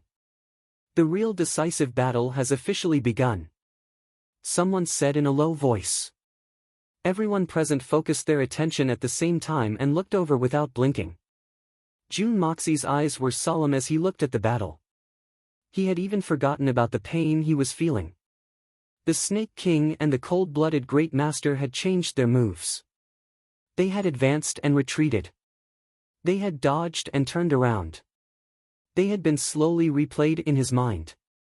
He had been comparing their moves with his own, and had been learning from their strengths to make up for their weaknesses. Bear Mountain and Long Crane stretched their necks on the Tian Fa's side. Jun Moxie could clearly feel Venerable Mei pinching the soft flesh of his waist from behind. Jun Moxie's soul was trembling in pain. Motherfucker! Why is he pinching and twisting people? Why is he using this method like a woman? However, Jun Moxie suddenly realized, could it be that the Snake King is in danger while facing Lei Wubei's earth-shattering move? Otherwise, why are the three Beast Kings so nervous? But I can only see that the Snake King is coping with this with ease. He should be able to get through this. Jun Moxie opened his eyes wide as he thought of this. He couldn't care less about the pain. Suddenly, the Qian Sun Serpent Queen shouted. Her slender body rotated, and the green sea on the ground suddenly disappeared. Then, a bright green beam of light soared high into the sky. A round silver-white blade tower wrapped in a vague black silhouette appeared. It whistled sharply, and it seemed as if it would tear the world apart. It seemed as if an angry dragon had broken free from its shackles. It scuttled out of the ground, and chased after the body like a shadow. It was as dazzling as Hoi shooting the sun. The incomparably strong light shone on the ground, and the faces of the onlookers turned deathly pale. One with the saber. Furthermore, it's not just the ordinary fusion of man and saber. Jun Moxie exclaimed in his heart, this is a powerful saber art that combines the essence, chi, and divine saber into one. I didn't think that the cold-blooded Master Lei Wubei would have such a trump card. However, Jun Moxie changed his train of thought. Lei Wubei is one of the 8 great masters. So, it's reasonable for him to have such a trump card. But that little girl is really in danger. High up in the sky, the Snake King raised his head and roared angrily for the first time. His voice was sharp and piercing through the clouds. Thousands of mystical beasts in the vicinity lowered their heads in unison. Then, she somersaulted in the air and suddenly turned into a huge cold star, rushing down. They were like distant meteors that set off from 2 different places, but at this moment, they were about to collide in the sky here. The whistling wind caused the millions of spectators below to hold their breaths. A melodious and clear cry was heard, and an oppressive roar was heard at the same time. The 2 balls of light fiercely collided with each other with a loud bang. Then, a continuous sound of collision resounded. It sounded like the unceasing roar of a rocket. The ground trembled unceasingly, and the sky was filled with splendid fireworks. It seemed as if the entire sky had sunk into darkness at this moment. Only the magnificent lights in the sky were emitting 7-colored lights, and were swaying in all directions. June Moxie was carefree and happy. It seemed as if he had returned to his previous life on Earth. It was the Lantern Festival, a draw. Lei Baoyu, Buquang Feng, Venerable Mei, and the others on the ground had come to this conclusion at the same time while they were still colliding in the sky. A loud bang was heard as the two crossed each other. The silver-white saber continued to soar into the sky like a comet, and rushed out with a long tail. The cold black light suddenly rushed towards the ground. The sky was filled with a bloody rain at the same time. Countless pieces of the snake's body were as thick as chopsticks, and were falling down with a crackling sound. A thick layer of blood had gathered on the ground. Only God knew how this delicate Snake King had managed to bring these things up into the sky, and then sprinkle them on Lei Wu Bei. Then, she staggered back a dozen steps before she finally stabilized herself. A trace of light purple blood slowly flowed out from the corner of her mouth. Her complexion was pale, and her green clothes had become tattered. Moreover, there were cuts all over her body. Her snow-white and proud arms were exposed in front of everyone. However, her wide sleeves had already turned into green butterflies that filled the sky. And they fluttered in the air one after another, and disappeared without a trace. Lei Wu Bei slowly fell with a schwat sound. His feet touched the ground, and his legs went soft. He forced himself to stand up. His appearance was even more distressed. His black robe was covered with countless fragments of snake heads. He had long been bitten to pieces, and there were many tears on his robe. It seemed as if he had been cut by a weapon. His hair was disheveled, and he looked like a beggar. A wisp of dark red blood flowed out from the corner of his mouth, and couldn't be controlled. His emotionless face was as red as a rock. It seemed as if he was drunk. Then, his face turned snow-white and then red again. His complexion changed back and forth several times. They were evenly matched. The two men stood facing each other for a long time. Lei Wu Bei clenched his teeth and said, "What a good Snake King. He's really amazing. The cold-blooded Great Master deserves his reputation. He's worthy of being called a Great Master." The Qian Sun Serpent Queen smiled tenderly. But blood was still dripping from the corners of her mouth. She was laughing so hard that blood was splattering everywhere. However, this didn't diminish her beauty. In fact, she looked even more pitiful and beautiful than before. I wonder what Venerable Mei thinks of this battle as a draw. Lei Baoyu took a step forward and asked with a smile on his face. A draw? Venerable Mei kicked June Moxie's buttocks again. Then, he looked at Lei Baoyu and spoke in a meaningful tone. Suddenly, he smiled and said, "Very well. Let's call it a draw." Lei Baoyu's face couldn't help but turn red. It seemed that they were evenly matched. In fact, Lei Wu Bei even had a slight advantage over the other two. However, Lei Baoyu knew that the Snake King had achieved such a result in his human form. He hadn't revealed his true form yet. It could be said that he hadn't used all his cards yet. Lei Baoyu believed that Lei Wu Bei wouldn't be so relaxed if he were to fight to the death in his human form. However, the Snake King wouldn't have an easy time even if Lei Wu Bei were to die here. She wouldn't have been buried with him. But, her vitality would have been severely damaged. In fact, it was likely that she wouldn't have the ability to transform into a human for the rest of her life. In fact, her strength would have regressed to that of a level 7 or 8 Shen beast. This was tantamount to mutual destruction. Therefore, it wasn't a bad idea to call it a draw. Lei Wu Bei stood upright. His face still had that unchanging expression of a corpse. It was as cold and detached as a block of iron. However, the cheers of the crowd had already started to resound. Their cheers resounded through the sky. Lei Wu Bei hadn't won at this moment. But, he had successfully leveled the score. This was tantamount to a revival for the continent's allied forces. They had just lost the first battle. Lei Wubei was a cold-blooded master. Everyone was afraid of him. However, he had become a true hero of the continent at this moment. He was a hero of mankind. They had suffered a crushing defeat in the first battle because of a wrong strategy and a despicable plot. Their defeat had been extremely unsightly, and they had been thoroughly defeated. But the second battle had been an open battle. It had been a hand-to-hand battle. They hadn't been able to achieve a complete victory. But they had still managed to force the Qian Sun Serpent Queen into a draw. This was tantamount to taking a breather. Many people believed that they wouldn't have lost if the Shui Han Manor and the Silver Blizzard City hadn't come up with a rotten idea in the first battle. Moreover, they would have been assisted by Jun Wui's outstanding command. The enemy had dispatched the Snake King in this battle. The solitary eagle was the great Master Falcon. The Allied forces hadn't dared to count on him. But they hadn't done much research in the field of poisons. Therefore, they didn't have any confidence in dealing with the King of Poisons, the Snake King. Fortunately, Lei Wubei had done a lot of research in the field of poisons. This was the main reason why the people of Jianghu had called him the cold-blooded master. But they hadn't expected that he would achieve such a feat. Therefore, the key point was the third battle. Venerable Mei wanted to use his own strength to fight against all the great masters of the Allied forces. No one believed that Venerable Mei had such formidable strength. After all, they still had 4 great masters on their side. The two people cupped their hands in obeisance. Lei Wubei said, "I was lucky." Qian Sun Serpent Queen snorted.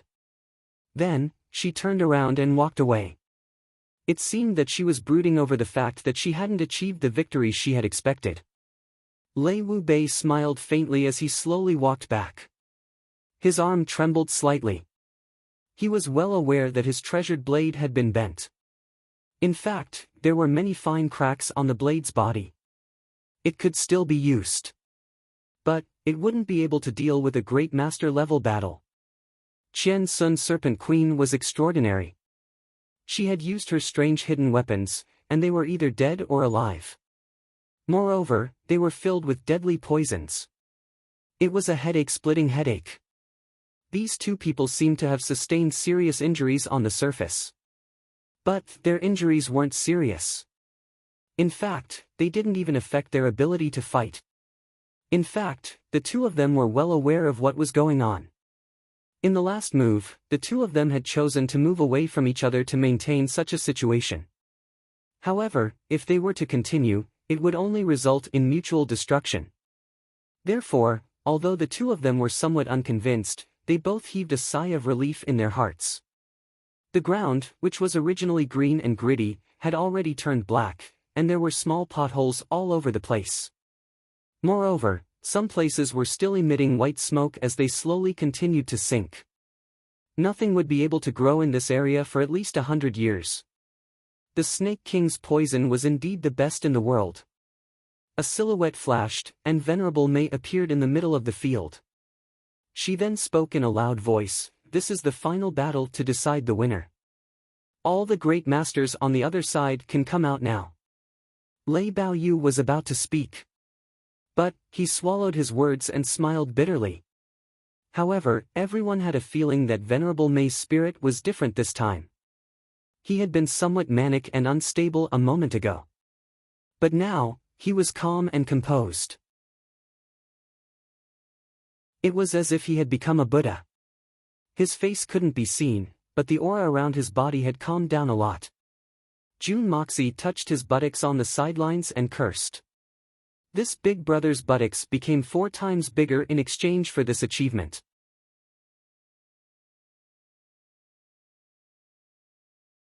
Chapter 364. A great battle is imminent. Solitary Eagle snorted, and took the lead to step forward. He then cupped his fists and said, "Venerable Mei, Solitary Eagle, have come to ask for advice." His voice was as sonorous as metal. Solitary Eagle was ranked last amongst the great masters. However, he was the most combative person in his life. Moreover, he had experienced an even more frightening aura from a mysterious expert. Venerable Mei's strength was equally astonishing. Solitary Eagle was amazed, but he didn't feel much fear. In fact, his state of mind was above Yuren's. The great master of life and death, Shi Changshao, followed closely behind. He smiled warmly, "Venerable Mei, I am Shi Changshao." Lei Wu Bei had just retreated. He stood there for a moment with a calm face. Then, he slowly walked forward and spoke with a cold face, "Venerable Mei, I don't think I need to introduce myself, right?" "Very well. Are there only 3 of you?" Venerable Mei snorted. He couldn't help but feel disappointed. These 3 men's combined strength was equivalent to that of the Crane King, the Bear King, and the Snake King's combined strength.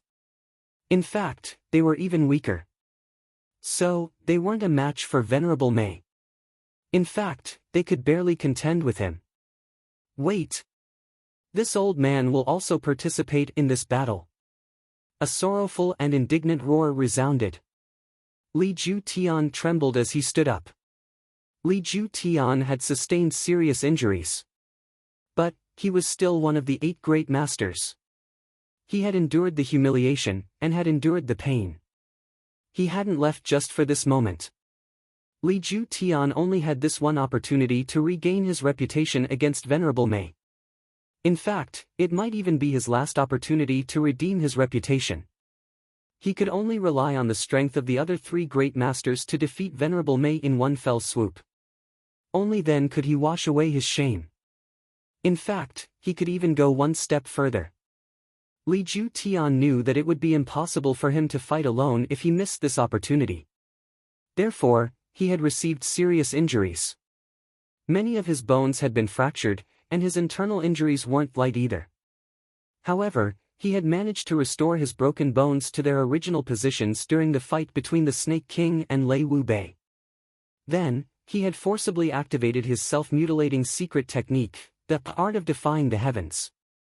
He had sacrificed his life to restore his body to its optimal state. Moreover, he had used his exquisite Xian Qi to firmly control his broken bones. This battle was Li Ju Tian's last. He would have to cut off all means of retreat. No matter what, they had to achieve the most brilliant results in this battle and display the most awe-inspiring might. Venerable Mei, as the saying goes, every dog has its day. Let me return the favor you gave me a few days ago. Li Ju Tian gasped for breath as he fiercely glared at Venerable Mei. It seemed as if he was looking at his mortal enemy. In fact, the enmity between the 2 of them was so great that they couldn't live under the same sky. In fact, there was no room for reconciliation. Venerable Mei hadn't reached this point since he was the victor. But, Li Ju Tian would never be able to get rid of this shame and humiliation in this life unless he could defeat Venerable Mei. "Li Ju Tian, are you planning to fight me?" Venerable Mei was able to see how Li Ju Tian had managed to stand up from his serious injuries. So, she couldn't help but feel pity for him. She knew that Li Ju Tian was completely innocent. However, he had been caught in the crossfire twice when her temper had been at its worst. In fact, he had been caught in the crossfire like an innocent bystander. And, these 2 times had been the most depressing, painful, and indignant moments of her life. So, she had urgently needed someone to vent her anger on. And, Li Ju Tian was the 2nd great master. So, he had taken up the responsibility. Li Ju Tian was the most suitable candidate at that time, whether it was his status or his Xian cultivation. Therefore, Li Ju Tian's tragedy had befallen him.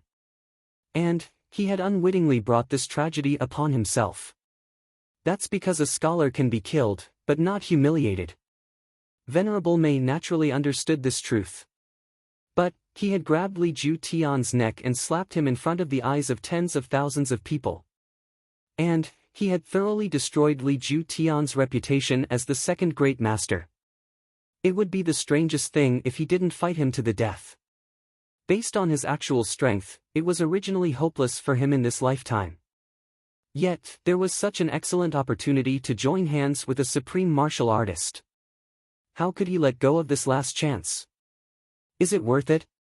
Venerable Mei looked apologetic as he reminded Li Ju Tian, you should be very clear about the price you have to pay to use the art of defying the heavens. You've sacrificed so much in one go. So, do you really not want to reconsider?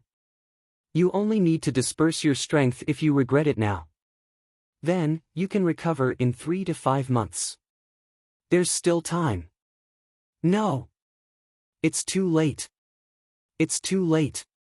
Li Ju Tian's eyes blazed as he spoke in a mournful tone. Venerable Mei, are you afraid? You should know that it's already too late the moment your slap fell on my face. I, Li Ju Tian, am a man of prestige. There's only one way to wash away this humiliation. There's no other way. Oh? Afraid? I'm afraid of you. You want to wash away this humiliation? Are you planning to take my life? Venerable Mei smiled in a relaxed manner. His black robe gently swayed in the wind. That's right. Li Ju Tian spoke up in a serious manner. Venerable Mei, please don't be stingy with your head for the sake of this Li's reputation. Don't be stingy with your head? Hee hee. Li Ju Tian, you're advising me not to be stingy with my head. But, you're stingy with your insignificant reputation? Do you know that your reputation isn't worth mentioning in my eyes? My advice to you was a pity and charity for a weakling. It's rare that I'm in a good mood. But, you've misunderstood it as fear. I shouldn't have called you a frog in a well, or a naive one. Venerable Mei couldn't help but laugh mockingly. He then shook his head and said, Li Ju Tian, I'll give you my head if you have the ability to do so. I'm afraid that you'll be the one to lose your head. Venerable Mei, it's still too early to make a conclusion about who'll be the one to lose his head. Li Ju Tian snorted. Venerable Mei is right. My reputation may not be worth much in Venerable Mei's eyes. But, it's more important than my head. I'm afraid that the rankings of the 8 great masters will change after today's battle.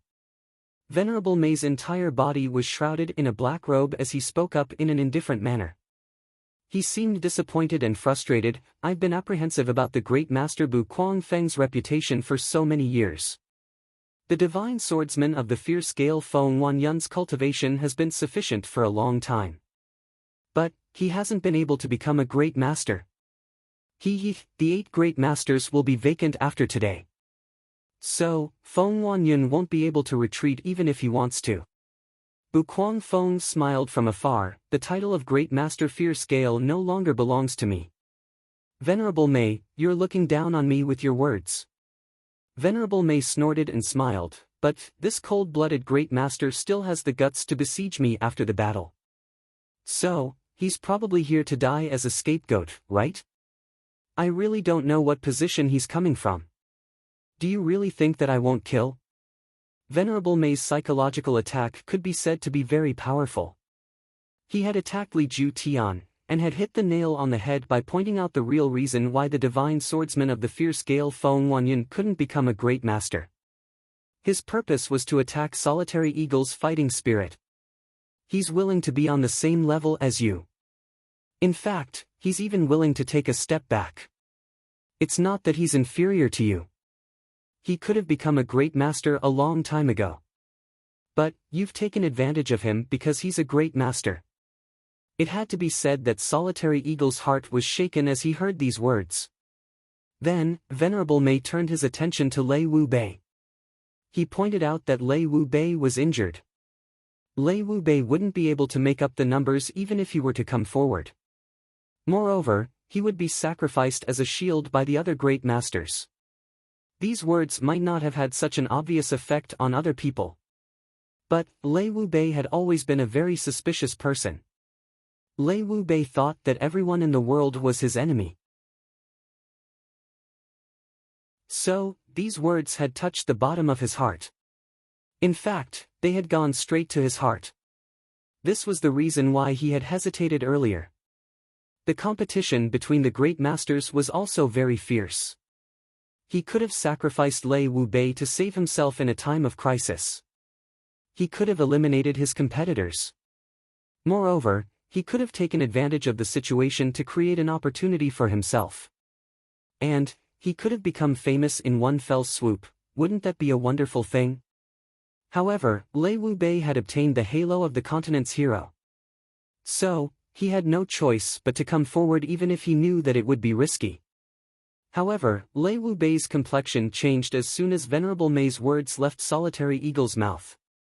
The halo of the continent's hero was certainly glorious. But, it was only an inconspicuous decoration for a dead man. Venerable Mei's psychological attack is very incisive. I admire it. But, I'm afraid that Venerable Mei has chosen the wrong target.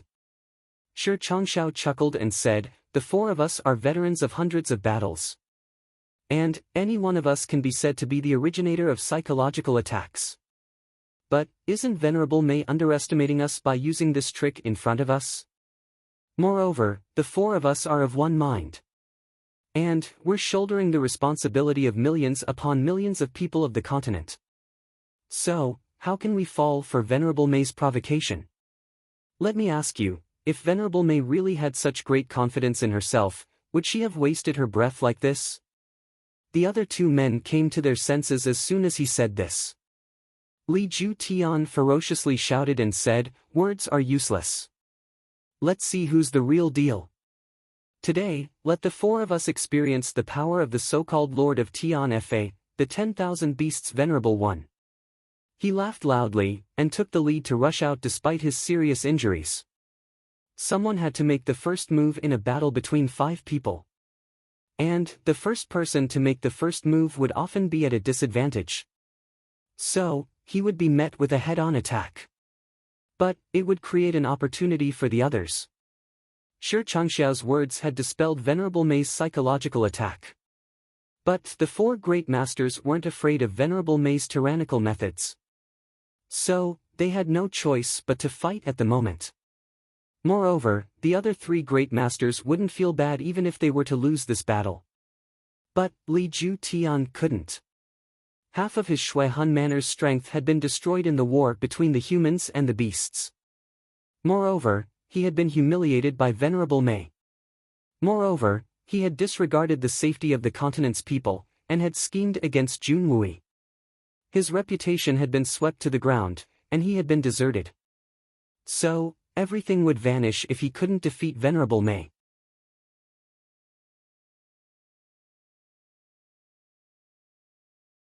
Chapter 365. Second watch of the 30th, Shi Changshao, Solitary Eagle, and Lei Wu-bei didn't dare to neglect Li Ju Tian's charge. They quickly shifted their positions, and took up their positions in a split second. Then, they attacked in sequence. They hadn't discussed any strategy beforehand, but which one of them wasn't a veteran of 100 battles? Everyone's position was the best for coordinating with the other two. Moreover, it was the best position for Li Ju Tian. Li Ju Tian's figure gradually faded as he rushed forward. He had attacked at the fastest speed possible. Venerable Mei snorted, and punched out. Li Ju Tian's body shrank and arrived in front of Venerable Mei. But, he slid to the side like a loach, and retreated diagonally. Then, 2 fists suddenly shot out from his original position, and collided with Venerable Mei's fist. Solitary Eagle soared into the sky at the same time. He unleashed his eagle agility technique at full speed, and swooped down from the sky. 9 claws of the ghostly eagle, first move. Lei Wu-bei's black blade shone once again. It drilled out from under Shi Changxiao's ribs, and pierced towards Venerable Mei's chest. It enveloped a radius of 5 feet around his upper body. This was a battle of honor and life. So, he had to fight even if he was stingy with his treasured blade. Meanwhile, Li Ju Tian's retreating figure turned around at a high speed like a spinning top. He changed the momentum of his retreat, and returned to launch another fierce attack from Li Ju Tian's side. The 4 men attacked first, and then followed. But, their coordination could be said to be seamless. Their attacks were aimed at Venerable Mei's vital points. Moreover, each of their attacks was strange and unpredictable. On the surface, it seemed as if the 4 of them were using simple punches and kicks. But, Venerable Mei was well aware that no matter which one of them she faced, it would turn into a torrential torrent of complicated attacks. and she would be entangled by the other party in a very short time. As for the other three's true trump cards, they would be unleashed the instant he was entangled in the battle. Venerable Mei didn't dare to be careless in the face of the four great masters. He let out a long roar, and spun his body to avoid Shi Changxiao's fists. His black robe whirled, and deflected Lei Wu Bei's blade. Then, he turned around, and moved his body sideways. He hadn't retracted his fist, but it was still aimed at Li Ju Tian. Then, he raised his left hand, and threw out a powerful cannonball to meet Solitary Eagle. Venerable Mei didn't panic even though she was being besieged by four great masters at the same time. In fact, she had calmly neutralized their attacks in an instant. Moreover, she hadn't shown any weakness in her counterattack. Li Ju Tian clenched his teeth, and increased his speed. He knew that one of the four men would have to sacrifice his strength to fight against Venerable Mei. Then, the other three would be able to take advantage of this opportunity to surround him. The other three didn't have the courage to do so. And, they wouldn't do so. Moreover, Li Ju Tian's injuries wouldn't last long. So, he had no choice but to do it himself. Li Ju Tian's hatred for Venerable Mei had pushed him to make this crazy decision. His knuckles crackled, and a faint layer of green energy shrouded his fist. It was evident that he had put all of his strength into this punch. He wanted to fight against Venerable Mei without any tricks. He had calculated that Venerable Mei would have been like an arrow at the end of its flight after he had forced the other three men to retreat. So, he would have had no choice but to fight against him. Li Ju Tian would have had only one choice if he had been in Venerable Mei's position. Venerable Mei's complexion turned cold. She withdrew her fist in the time it takes for a spark to fly off of a flint. Then, she punched again, and met Li Ju Tian's attack with the void-splitting fist. Then, she roared, and kicked her legs 49 times in a row. Her entire body rose into the air, and soared into the sky like a cannonball. The three people below were still distracted by this attack. But the sound of firecrackers had already been heard in the sky. Venerable Mei and the Solitary Falcon had exchanged 7 or 8 moves at lightning speed. 2 shadows flashed at the same time. Solitary Eagle somersaulted in the sky. Venerable Mei descended in a beautiful trajectory. However, he suddenly turned upside down as he fell. Then, he extended his wide sleeves, and abandoned Shi Changxiao and Lei Wu Bei. Then, he ferociously pounced towards Li Ju Tian. Anyone could see that Venerable Mei was advancing with an indomitable momentum. It was clear that he wanted to take advantage of Li Ju Tian's serious injuries to get rid of this abominable and troublesome guy. Li Ju Tian shouted, and retreated at lightning speed. He had hoped to fight against Venerable Mei, but it was extremely irrational to do so at this time. Venerable Mei had shaken off the others. So, it was tantamount to a one-on-one fight. Li Ju Tian had also lost his balance. His strength had been exhausted, and he hadn't recovered yet. So, Venerable Mei could easily dodge his attack even if he were to risk his life. Moreover, the Solitary Eagle had been struck in the sky. So, the threat in the sky had been temporarily eliminated. Therefore, Li Ju Tian could only retreat. Oh no! Lei Baoyu and Bu Feng slapped their thighs as they watched the fight from afar. Li Ju Tian retreated. But, he was surprised to find that Venerable Mei hadn't chased after him. In fact, he hadn't even moved out of inertia. It seemed as if his body was being pulled by a string in the sky. He flew straight toward Shi Changxiao. His body hadn't even reached him when his legs suddenly kicked like a storm. Venerable Mei's real target wasn't Li Ju Tian. It was the great master of life and death, Shi Changxiao. Shi Changxiao was the biggest threat to him on the ground. He was the only one among the three on the ground who hadn't sustained any injuries. It was clear that Venerable Mei wanted to give this uninjured person the same treatment as the other two. Shi Changxiao's face turned misty. His eyes seemed to have turned petrified. Even his black pupils seemed to have turned white. He shouted loudly, and punched out with both his fists. It was a head-on collision. Shi Changshao couldn't retreat because Lei Wubei was standing behind him. Lei Wubei would have suffered if he had retreated. In fact, Lei Wubei had just been injured. So, he wouldn't have had the strength to fight back if he'd been hit by this move. Venerable Mei's 2 kicks had caused the air to vibrate and ripple. They weren't ordinary kicks. The 4-man battle formation would be broken if Lei Wubei were to be knocked out of the fight. Then, the 3 of them would be defeated. Therefore, Shi Changshao could only choose to face it head-on. Bang! Venerable Mei's first kick landed on Shi Changxiao's fist. Shi Changxiao's entire body shook. He hastily withdrew his fist. He wanted to disperse the force of the kick. He wanted to throw another punch. However, Venerable Mei's second kick landed on Shi Changxiao's fist before he could withdraw it. Shi Changxiao was startled. He hastily raised his left fist, and took advantage of the fact that his body hadn't been knocked back yet. However, Venerable Mei's third kick had already landed on his right fist before his left hand could reach its target. It was accompanied by a thunderous force. It was still the same fist. There was almost no pause in between these 3 consecutive kicks. It seemed as if Venerable Mei had grown 3 feet to attack at the same time. Moreover, each kick was stronger than the previous one. Shi Changxiao's body was on the verge of collapse. He couldn't help but take a step back. His left fist finally arrived at this moment. However, Venerable Mei's left leg, which had been waiting for a long time, also kicked out. Venerable Mei's body hadn't yet landed on the ground. Bang! His left fist and Venerable Mei's left foot collided with each other. A loud sound was heard. Then, the scene of his right fist replayed itself. He kicked 3 times in succession. Venerable Mei's legs were separated like a pair of scissors. However, each of his kicks was as heavy as a mountain. Shi Changshao felt a sweet taste in his mouth. He felt as if his internal organs had been shaken. He staggered back. He felt an itch in his nose. Then, a thin wisp of blood spurted out.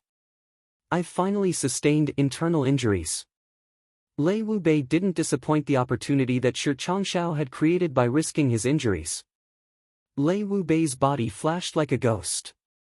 The long blade in his hand pierced through Venerable Mei's black robe with an irresistible force. Lei Wubei didn't have the time to rejoice at the success of his attack. However, he suddenly discovered that there was a feeling of emptiness after he had pierced through the robe. Lei Wubei's heart stirred. However, he felt as if something had blocked him. Then, he saw Venerable Mei's left hand stretch out of the black robe. His palm firmly grasped the blade's edge. Then, he ferociously pushed it forward. Her hand gripped the blade of the godly weapon. She grabbed the serrated edge of the blade. However, it didn't seem as if there was any hindrance to it. Then, Li Ju Tian and the solitary falcon pounced forward in a frenzy. One of them was in front, and the other was behind. Venerable Mei grasped the blade with her left hand. She took advantage of the fact that Lei Wubei was trying to cut her hand by twisting the blade. She bent her index finger, and flicked it 3 times against the direction of the force of the blade. Then, Venerable Mei's body fell to the ground. Her black robe fluttered behind her like an oversized iron plate. Then, she pushed it towards Li Ju Tian's back. Her 2 hands changed into thousands of palm shadows in an instant. The wind and clouds whistled as 100 palms converged to form a lustrous white triangle. It seemed as if they were carrying a vast and mighty momentum. Then, the solitary eagle was hit high into the sky. Venerable Mei had used her fingers to flick Lei Wubei's blade 3 times. However, Lei Wubei felt as if his heart had been struck by 3 loud bangs. It felt as if someone had taken an iron hammer and pounded it 3 times on his chest. Lei Wubei's vision blurred, and he fell into a trance. However, he couldn't control his body. Venerable Mei's strong wind had pushed him to one side, and had blocked Shi Changxiao's way. Lei Wubei's treasured blade had turned into a pile of broken pieces of iron. Then, a crisp sound was heard as it fell to the ground. Only the hilt of the blade was left in Lei Wu Bei's hand. This godly weapon was hard to find in the world. But, it had turned into a pile of scrap iron because of the strength of a few fingers. Lei Wu Bei's heart was grief-stricken. He was dumbfounded. This blade had already started to show some slight cracks during the fight with the Snake King. Lei Wu Bei knew about this, but he didn't care too much about it. He felt that he could easily repair the blade as long as he could survive this battle with the help of his Xian cultivation.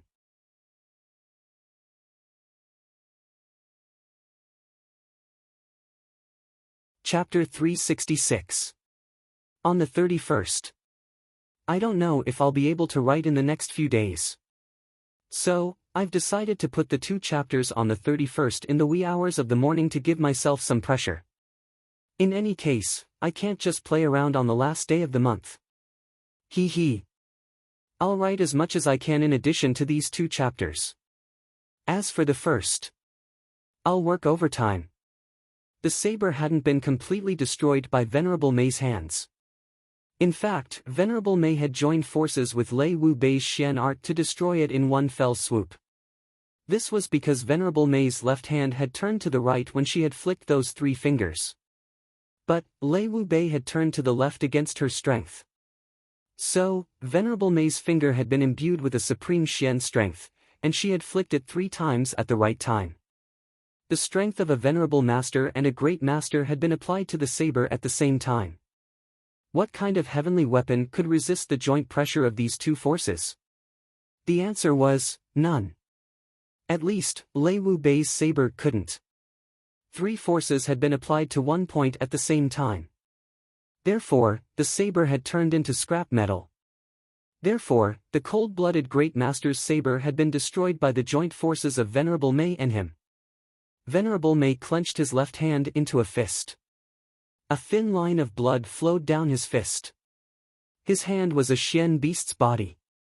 So, it was exceptionally tough. But, he was still made of flesh and blood. So, he had been holding the saber's edge the entire time. So, he had sustained some injuries. However, this injury was insignificant compared to the price that Shi Changshao and Lei Wu Bei had paid. It was too insignificant. That was because this blow had sealed the victory. Lei Wu Bei had been in a daze for only a moment. But, Venerable Mei's body had quickly fallen to the ground. So, he had managed to avoid Li Ju Tian's all-out attack. Then, he had slid towards Lei Wu Bei like a slide. Then, he had ruthlessly kicked Lei Wu Bei's shins. Lei Wu Bei would have had to change his name to the Crippled Great Master if that kick had landed on him. He could definitely break both of his legs. Lei Wu Bei turned pale with fright. He lifted his right foot and his body spun twice. Then, he flashed 3 feet away. But he immediately regretted it. Because behind him was Shi Changshao, whom he had just blocked. Venerable Mei had chased away Lei Wu Bei with his 2 kicks. But, he had then welcomed Shi Changshao. His movements were similar to that of a black dragon twisting around a pillar. Then, his legs shrouded Shi Changshao like raindrops. Shi Changshao was startled by this sudden attack. His line of sight had been blocked by Lei Wu Bei a moment ago. He knew that the situation was urgent. But, he didn't know that Venerable Mei was close at hand. Lei Wu Bei's dodge had exposed him to Venerable Mei's attack. He was in a fluster as he tried to parry the attacks. He was about to throw caution to the wind. However, he saw that Venerable Mei had stood up at some point in time. Then, her palm came crashing down like Mount Tai. He didn't have enough time to urge his martial power. Moreover, he couldn't retreat. Shi Changshao clenched his teeth. He closed his eyes, and went forward to meet the attack. A burst of explosive sounds were heard. Then, 2 bangs were heard. Shi Changxiao's shoulders were hit, and he was sent rolling like an embroidered ball. Venerable Mei retreated at lightning speed. He crossed the distance of 8 feet in a flash. Solitary Eagle's attack fell on empty air. Then, he arrived in front of Li Ju Tian. Then, he clashed with the red-eyed Li Ju Tian 3 more times. He blocked Li Ju Tian's possible escape routes. He clashed with his 3 palms. This was simply bullying. Venerable Mei hadn't suffered any injuries. Li Ju Tian, on the other hand, had sustained serious internal and external injuries. The consequences of these 3 palms could be imagined. Li Ju Tian's body was sent flying like an embroidered ball. Blood spurted out of his mouth like a fountain. Li Ju Tian's broken bones had been forcibly sealed by his Xian strength. But they had completely disintegrated. He looked like a human-shaped blood hedgehog. Thin arrows of blood were shooting out of his pores. Venerable Mei raised her long sleeves, and a black cloth wrapped around Li Ju Tian's severely injured body like a bolt of lightning. Then, she threw him up into the air. Her movements were perfect, and coincided with the solitary falcon's 3rd move of the 9 stances of the Phantom Falcon. This move was Solitary Eagle's most powerful killing move. It was also the move that Solitary Eagle had the most thorough understanding of. He was about to take advantage of this move. But, he hadn't expected that Li Ju Tian would be thrown into his hands in grief and indignation. Li Ju Tian opened his mouth, and spat out an arrow of blood towards his face. Solitary Eagle was shocked.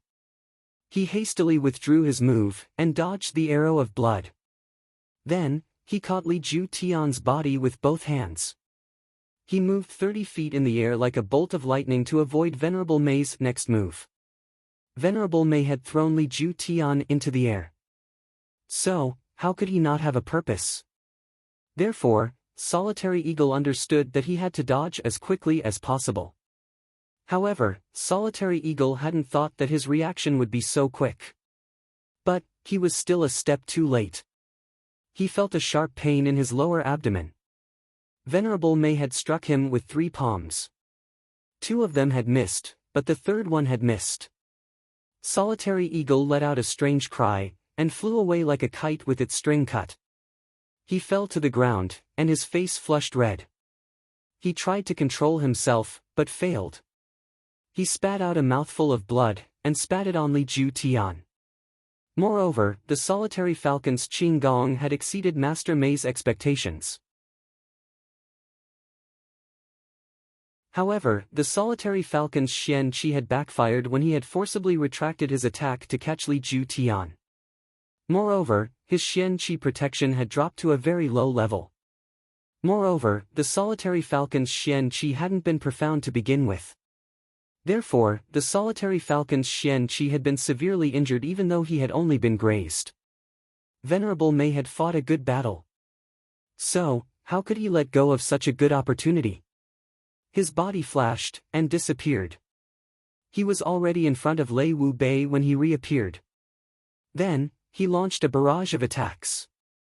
Solitary Eagle was flying at an angle at this moment. Li Ju Tian's injuries had worsened. Shi Changshao was 15 feet away. So, it would be tantamount to fighting the cold-blooded Great Master Lei Wu Bei alone for the next few breaths. Lei Wu Bei had just been injured. And, his treasured saber had just been destroyed. So, his fighting spirit was at its most dispirited. He couldn't help but be frightened when he saw that Venerable Mei wanted to fight him alone. So, he desperately tried to resist, and quickly retreated. Bang! Bang! Bang! Bang! The ground was suddenly covered in dust. It was so dark that one couldn't even see his own fingers. Shi Changshao had just arrived, and wanted to help. But, he could only see 2 blurred figures in the thick fog.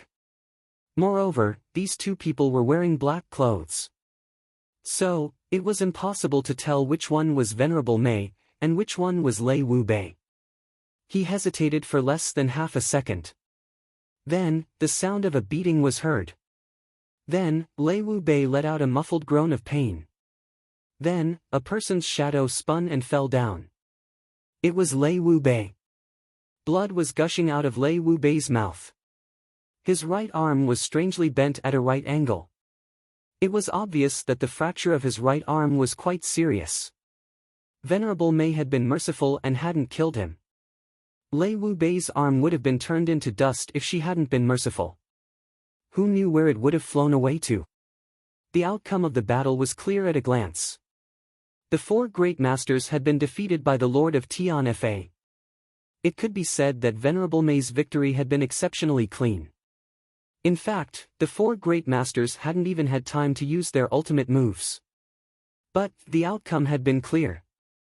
In fact, any one of these four people would have been able to change the outcome of the battle if they had used their ultimate move. They wouldn't have been able to defeat Venerable Mei. But it would have been a lot better than the current outcome. That was because Venerable Mei's world cage could only be used against one person at a time. And it would have been even more difficult to use it against a great master. Therefore, the moment he used the heaven and earth cage, although the enemy he was facing couldn't move, it was the most dangerous moment for him. Therefore, Venerable Mei couldn't use the world cage. In fact, he didn't dare to. But people cherish their lives. Moreover, this battle was only a battle of victory and defeat. It wasn't a battle of life and death. And the price of losing wasn't very high either. The only one who would have had to pay a painful price was the Shuihan Manor. And it didn't have much to do with the other great masters. Li Ju Tian wasn't willing to sacrifice himself to the enemy. So, how could the other three great masters do the same? Therefore, this kind of result was not too surprising. Venerable Mei waved her long sleeves.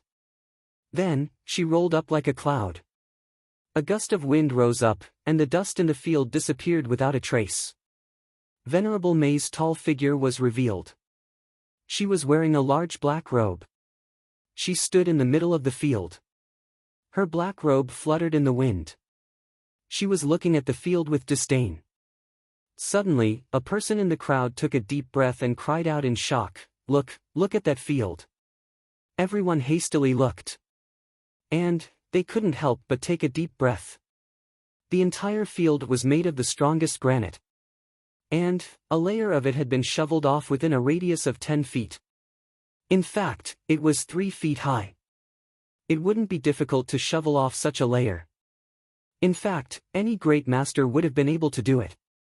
But the problem was that they hadn't seen any rocks fluttering in the air. So, how did this layer of rocks disappear? Did they grow wings and fly away? They didn't know that the 5 great masters weren't fighting for their lives. But they were using their strongest skills. And their supreme Xian techniques were surging in all directions. So, they were scraping off layer by layer. And more rocks were being scraped off as the fight became more and more intense. Furthermore, all of them had silently turned into mist and disappeared. And this was the result of Venerable Mei trying her best to control it. Otherwise, this small mountain would have been flattened if the Xian power of the 5 great masters had been allowed to develop at full strength. Lei Baoyu and Bu Guangfeng sighed at the same time. They had foreseen this outcome. But they hadn't expected it to happen so quickly. Even Solitary Eagle, Lei Wu Bei, and Shi Changshao hadn't expected this. Shi Changshao and Lei Wu Bei stood in a daze. Their expressions changed. Solitary Eagle placed Li Ju Tian on the ground. He then turned around and walked a few steps. He wanted to say something. But he didn't say anything in the end. His face had suddenly turned red. The 4 great masters had besieged them. But they had suffered such a crushing defeat. How could these 4 great masters, who boasted that they were at the peak of the world, accept such a result? Today's battle hadn't only represented the complete defeat of the allied forces of the continent. Moreover, the prestige of the 4 great masters had also suffered a huge blow.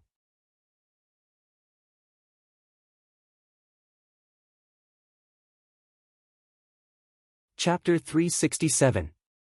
How many people will know who Venerable Mei is once today's matter gets out? Not many people in the entire continent know this name. But the 4 great masters are well known in the world. Won't they be ridiculed wherever they go in the future? Look, this is the guy with an undeserved reputation. He's usually arrogant and looks down on people. But the four of them were defeated by a nobody. The three great masters almost wanted to dig a hole in the ground and hide in it. We can't afford to lose this face. We admit defeat in today's battle. Venerable Mei Xian's skills are unrivaled. We are convinced. No one spoke for a long time. Finally, Lei Baoyu took a deep breath and broke the awkward silence. Admit defeat? No problem. But, don't forget my 3 conditions. From today onwards, Tianfa Forest is a forbidden area for you people. Venerable Mei stretched out his hand and pointed at the people from all the influential families in the continent. He snorted and said, if one of them comes in, I'll exterminate his entire family. Then, I'll bring 10,000 people with me. I want to see if anyone has the guts to do so.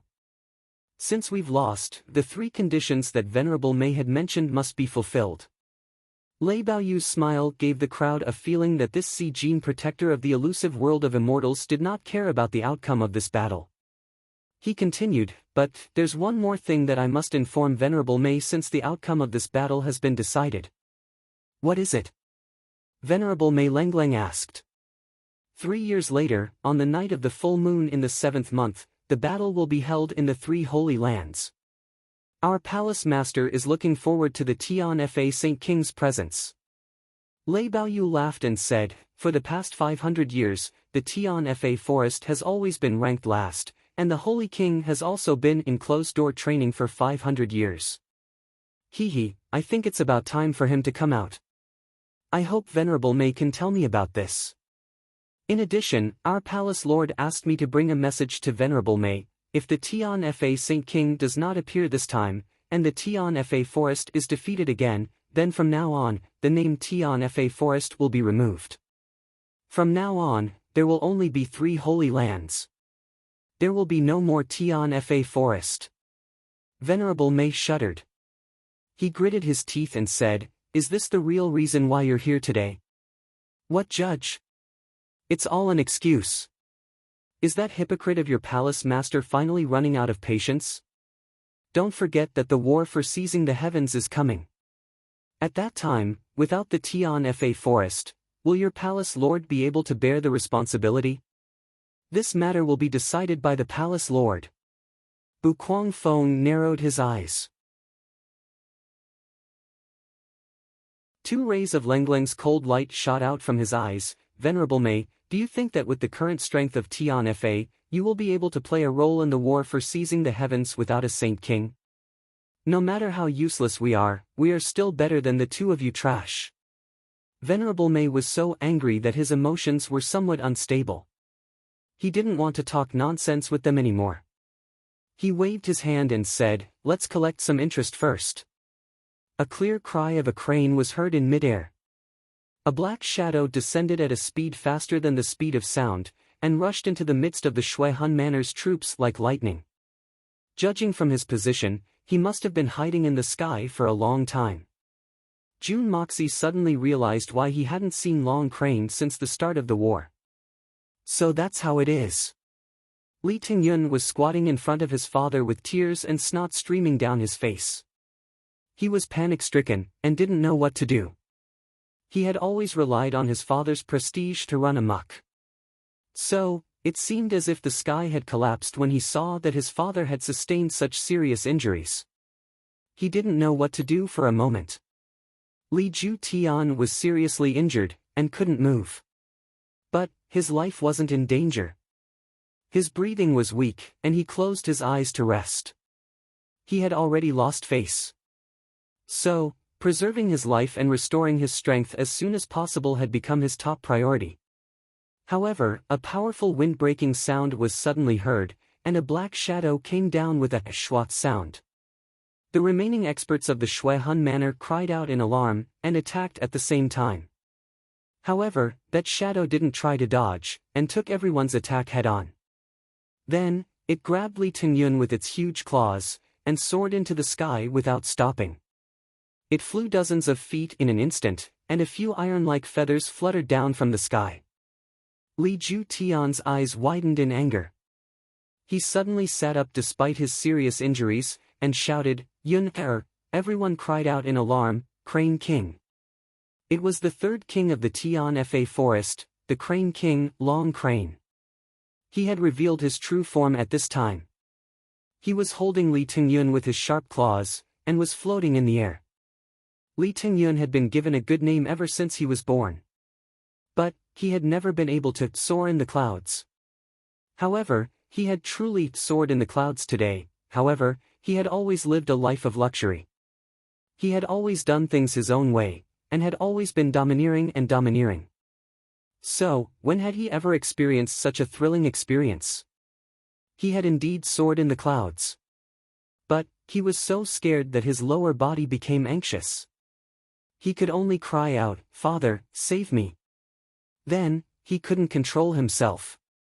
His front part spurted out, and his back also spurted out. The entire sky was filled with a stench in an instant. The people below covered their noses and dodged. Li Ju Tian's heart turned cold. He suddenly remembered the bet he had with the Tian Fa forest. He couldn't care less about his serious injuries. He couldn't care less about his face either. So, he turned to Lei Baoyu, and shouted, "Brother Lei, for the sake of this Li's feelings, and for the sake of this Li's tireless efforts for the immortal palace, I ask Brother Lei to save my son." He was the second great master of the Tian Fa forest. So, saying these words was no different from kneeling down and begging for mercy. Lei Baoyu hesitated for a moment. He looked at the Venerable Mei, but didn't open his mouth to speak. He had thought that the matter was over. And, he had already offended the Venerable Mei with his words. So, how could he put down his face and plead for leniency? His nose would be smeared in the face if he were to open his mouth. So, how could Lei Baoyu afford to lose face in front of the world's heroes? Moreover, he represented the Supreme Hermitage. And, that was even more unacceptable. Li Ju Tian's eyes slowly turned into despair. It seemed as if he had aged a few decades. The once illustrious second great master of the Tian Fa forest hadn't been so disheartened even when he had suffered a heavy blow from the Venerable Mei. In fact, he had only shown grief and indignation. But, his only son's life was in the hands of others. And, he was powerless to do anything about it. Lei Baoyu, you went back on your word. You promised that you'd protect my son. Li Ju Tian let out a soft groan. Then, he suddenly opened his eyes and spoke in a fierce tone, "I swear to the heavens that I'll slaughter everyone here if my son meets with misfortune today. I'll exterminate his entire family." A long and loud cry was heard in the sky. Long Crane laughed and said, "My 3-month wish has finally been fulfilled today." Suddenly, he waved his right wing, and Li Tingyun screamed. His blood swirled in the air. Li Tingyun's legs were severed from his thighs, and fell to the ground. "Yun Er!" Li Ju Tian's blood flowed out of his liver as he screamed. It was unknown where he got the strength from, but he suddenly turned over, and stood up. "My Yun Er!" Li Ju Tian's old tears streamed down his face. But, who could be blamed for this? Li Tingyun wouldn't have been able to act so tyrannically and domineeringly if Li Ju Tian hadn't been so arrogant and willful. He had even tried to snatch someone else's wife. How could a young master of an aristocratic family do that? Moreover, Li Ju Tian was aware of his son's unbearable behavior. But, he hadn't tried to stop it. Instead, he had blindly aided the tyrant, and had vowed to fulfill his son's wishes. In the end, Li Ju Tian had to bear the greatest responsibility for Li Tingyun's miserable fate. Is the second great master that amazing? Is there really no one in this world who dares to provoke him? Li Tingyun's blood-soaked thighs had revealed Li Ju Tian's biggest mistake to the world. Suddenly, at this moment, a strange change occurred. A golden light flashed, and 2 exquisite throwing knives suddenly appeared in front of Li Ju Tian. One was aimed at his throat, and the other was aimed at his heart. There were many experts present at the scene. But, no one was able to find out where those 2 flying knives had come from. Moreover, no one was able to find out the identity of the person who had thrown those knives. However, everyone understood the intention of the person who had thrown those knives. Li Ju Tian must die. The throwing knives arrived in front of Li Ju Tian's eyes in the blink of an eye. Li Ju Tian roared in anger as he raised his hand to block. One of the throwing knives was deflected, and the other pierced deep into the muscles of his arm. He was a famous great master of his generation. He had copper skin and iron bones, and was invincible. No one in the world could stop him. However, the remaining strength in his body wasn't enough to evade a small throwing knife. Who? Li Ju Tian faced upwards and roared, "Who wants to kill me? Come out if you have the guts." This was the question that everyone present wanted to ask. Who wants to kill Li Ju Tian? Who released those throwing knives? It was undeniable that there were many people present who wanted to take advantage of this opportunity to kill Li Ju Tian. Li Ju Tian had shouted, Li Ju Tian, swear to the heavens that I will slaughter everyone here if my son suffers any misfortune today. I will exterminate his entire family." These words were a threat to everyone present. Perhaps everyone had the intention to kill Li Ju Tian.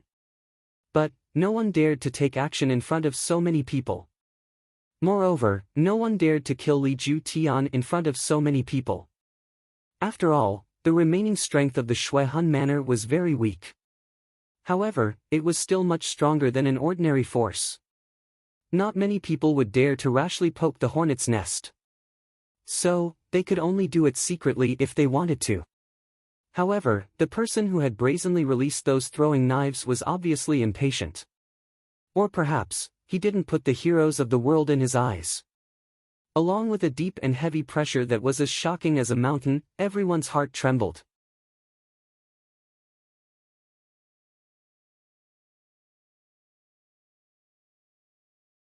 Chapter 368.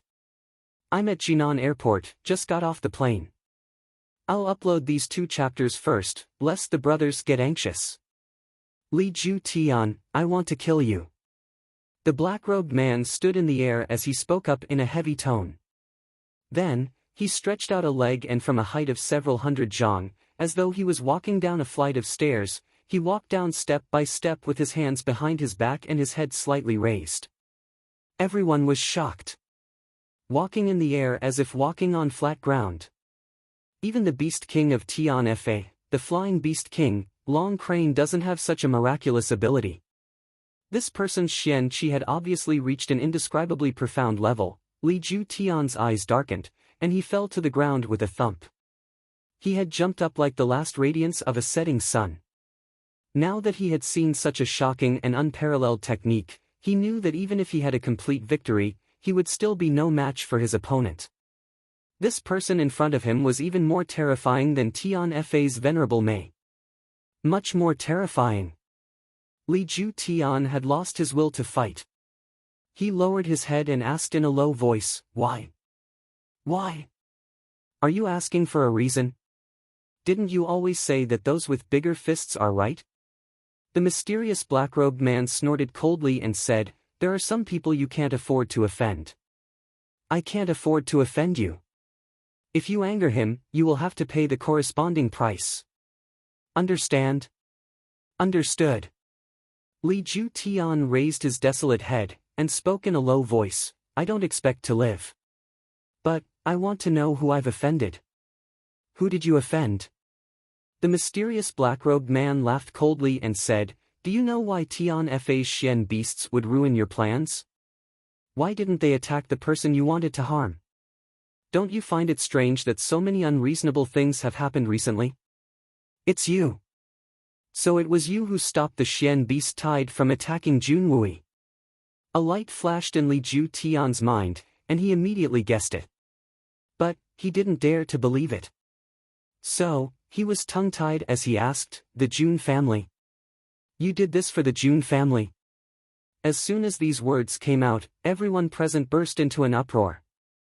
Even the Jun family's Junwui was among them. His mouth was also wide open. Since when did our Jun family have such a powerful backer? How come I didn't know about it? However, the other people were looking at Jun Wu-yi with only one kind of expression in their eyes: I'm so jealous. It turns out that the Jun family, which has always kept a low profile, actually has such an earth-shattering character hidden behind them. I can't provoke from the Jun.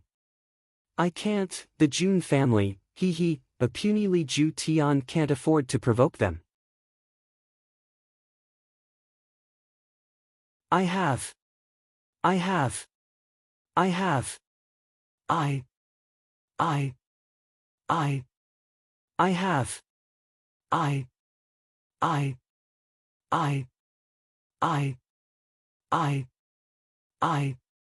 I I I I I I I I I I. The mysterious black-robed man's sharp eyes slanted as he finished speaking. He then looked at the people from the Silver Blizzard City. Xiao Buyu and the others suddenly felt a chill run down their spines. The black-robed man laughed coldly and said, "As for the rest of you, there's no need to panic. As long as you don't make me unhappy, I don't have much interest in finding trouble with you. Every injustice has its perpetrator, and every debt has its debtor." Ha ha. The black-clothed masked man laughed sinisterly as he looked at Xiao Buyu and the others. There was a clear warning in his eyes. Xiao Buyu forced a smile and said, "Your Excellency clearly distinguishes between gratitude and grudges. This Xiao admires you." The black-robed man snorted and said, "Clearly distinguishing between gratitude and grudges? Not necessarily. Hee, watch me play a little trick." Li Ju Tian stood motionless in the void. However, a mass of pitch-black flames emerged from his body, and wrapped around Li Ju Tian's body. The black-robed man chuckled, and spoke in a nonchalant manner, "Li Ju Tian, you're a failure as a great master. But, you're undoubtedly a success as a great master." Everyone could vaguely hear the formerly glorious second paragon let out a short, terrified shriek. Then, the black-robed man waved his hand, and picked up something. Then, a golden light flashed, and 2 throwing knives fell into his hands. Venerable Mei suddenly shouted, "Wait!" She could see that the black-robed man was holding the Panther King Xian Dan. However, she suddenly realized something after she had shouted. The Xian Dan was inside Li Ju Tian's body. So, why was it suddenly taken out? And, why is it in the hands of this black-robed man? Could it be? The black-robed man snorted, and ignored her. Then, he looked around with a sharp gaze. It seemed as if he was giving a warning. It seemed as if he was bidding farewell. Then, he turned around, and took a step forward. His entire body suddenly disappeared as he took that step. He disappeared just like that. It seemed as if there was an invisible door in front of him. He took a step forward, and the door disappeared again. Then, no one in the world could see him anymore, but, how is this possible? The tens of thousands of people were left speechless. In fact, even the drop of a needle could be heard. Lei Baoyu and Buquang Feng looked at each other, and saw the shock in each other's eyes. Then, someone suddenly shouted after a long time, "Li Ju Tian, he." Everyone was startled. They gathered around, and saw that there was nothing left of Li Ju Tian's original position. There was only a small pile of ash left behind. The great master Li Ju Tian had turned into a pile of ashes in the blink of an eye due to the burning of that strange black flame. What kind of skill is this? Even Venerable Mei was so shocked that her eyes were wide open. She hadn't even noticed that the Snake King had arrived in front of her. "Big brother." The Snake King looked at her bashfully and said, "That man, his butt was very big." Venerable Mei was startled. She asked, "What?" "His butt is very big." The Venerable Mei didn't know whether to laugh or cry as she shook her head. Then, she jokingly said, "Snake King, that's a man. Why are you so concerned about his butt?" The Snake King's face turned red. He snorted, and turned away.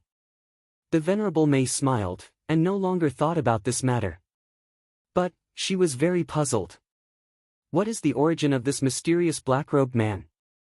I don't have any impression of such a strong person in my memory. But, how can this person be a nobody if he possesses such a world-shaking power? She racked her brains, but couldn't figure it out. So, she couldn't help but feel at a loss.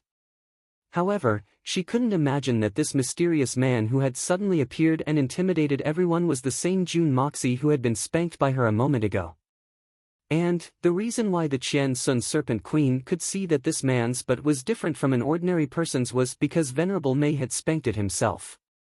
So, how could it not be abnormal? The power of the world cage that had surrounded June Moxie disappeared after the Venerable May had gone into battle. So, June Moxie had finally regained his ability to move. So, he took advantage of the fact that everyone was paying attention to the fight between the four great masters and the Venerable May. So, he couldn't wait to move. Then, he quietly slipped into the Hongjun Pagoda. The first thing he did was to rub his buttocks anxiously. It was very painful, especially in such an indecent place. However, he saw that Li Ju Tian and the others had been defeated. June Moxie hadn't expected that things would happen so quickly. He had activated the art of unlocking the heaven's fortune. But the swelling on his buttocks couldn't be removed in such a short time. So, he had no choice but to drag his cumbersome buttocks and flee. He had gotten rid of Li Ju Tian in a few words. Then, he had fled in a panic. However, the Snake King had also noticed the abnormality of his buttocks because of her sharp eyes. June Xie had not expected that his domineering appearance this time would leave such an unforgettable impression in the hearts of these experts. Most of the people present here were the great masters and Shen Xian. Tian Xian's earth Xian cultivation was a minority. Most of the people present here were at the gold Xian level, Yu Xian's level, except for the great masters and Shen Xian. Such a level could be considered as an expert in the secular world. But, they had been reduced to ants today. They were truly ants. Each and every one of these experts was a legend. And, each and every one of them was a character that they had to look up to. They had felt that they were unreachable when they had first arrived in the southern heaven city. And, they had felt that this trip had been worthwhile. However, the four great masters had been defeated by someone else even though they had joined hands. Moreover, two of the great masters had appeared at the same time. They were world-shaking swordsmen, the great masters of the storm and the storm. What a resounding name, but it turned out that he had gone to the elusive world of immortals to be a protector. The name Hermitage had suddenly appeared in front of everyone. But this was the first time that most of them had heard of this name. No one had ever heard of such a legend before. And, this had made everyone even more puzzled. This mystery had made everyone feel as if they were in a fog. They didn't understand, but they knew that this hermitage was the pinnacle of strength in this world. This could be seen from Li Ju Tian's attitude. Moreover, the two great masters were Hermitage's protectors. So, what did this mean? Of course, the Venerable May had defeated the four great masters. So, everyone thought that he was the embodiment of the world's strongest expert. However, they hadn't expected that a mysterious black-robed man would appear at such a critical juncture. This man seemed even more powerful than the Venerable May. Moreover, he had killed the great master Li Ju Tian with a snap of his fingers. These events had happened in succession in a very short period of time. And, they had repeatedly attacked everyone's psychological endurance. In fact, it was almost too much for their eyes to take in. There's always a higher mountain. The same thought emerged in everyone's mind at the same time. It didn't matter if they were the people who had wandered the world, lived in seclusion in the mountains, or belonged to the aristocratic families. However, they were shocked at this moment. Moreover, they had been complacent and proud of their status. They were ashamed of themselves. What do I count as in front of these people? It seems that I'm not even a joke. I'm a frog at the bottom of a well. Another thing was that most of the people present at the scene, Li Ju-tian and Li Tingyun of the Shuihun Manor had plotted against Jun Wui. But most of them had secretly participated in it. So, they had turned a blind eye to it. However, the Jun family's situation had turned around. Not only had no one died, but this mysterious man was obviously the Jun family's backer. What does this mean? Lei Baoyu and Buquang Feng didn't dare to provoke this man. Even the Venerable Mei had misgivings about this man. But this man was the backer of the Jun family that everyone had plotted against. Everyone panicked as this thought emerged in their minds. What if the Jun family retaliates? Suddenly, everyone had the same thought in their minds. We must be on good terms with the Jun family. We must report this matter to the family once we return. We must come up with a plan as soon as possible. Then, we will rush to the Tianxiang city and strive to gain the Jun family's favor. Don't retaliate against us. We can't afford to provoke you with your strength. Of course, there were still some thick-skinned people who had begun to make friends with Jun Wui. The third Master Jun pondered for a moment. Then, a large group of people swarmed around him like a group of flies. All kinds of flattering words came one after another. And all kinds of praises and flattery poured into Jun Wui's ears in an endless torrent. The straightforward Jun Wui felt a headache coming on as he listened to them. But he had no choice but to deal with them carefully. It had to be said that such a shocking news would cause a huge shock if it were to spread out. The Jun family's status and safety could be said to be unshakable at this time. No one was willing to risk the wrath of such a powerful expert to deal with the Jun family. It didn't matter who it was. However, the Xiao family from the Silver Blizzard City were the most panic-stricken. Xiao Buyu's face sank. He had suddenly felt an enormous pressure. Will the Silver Blizzard City be able to withstand the revenge of that mysterious man with its strength? I can't say for sure. That man had said that every debt has its debtor. But how could Xiao Buyu not understand the meaning of that warning and the flavor of hatred from his decades of experience? The current situation was that the mysterious man wanted Jun Wui to seek justice on his own. Everyone could understand this layer of meaning. But the problem is, what will the Xiao family do if Jun Wui comes to seek revenge? Every debt has its debtor. The saying "every debt has its debtor" would be effective if Jun Wui were to get rid of him by accident. Then, it would be the turn of that mysterious man. But do you think that you'll have to treat Jun Wui like a baby in the palm of your hand? Do you think that he'll melt in your mouth?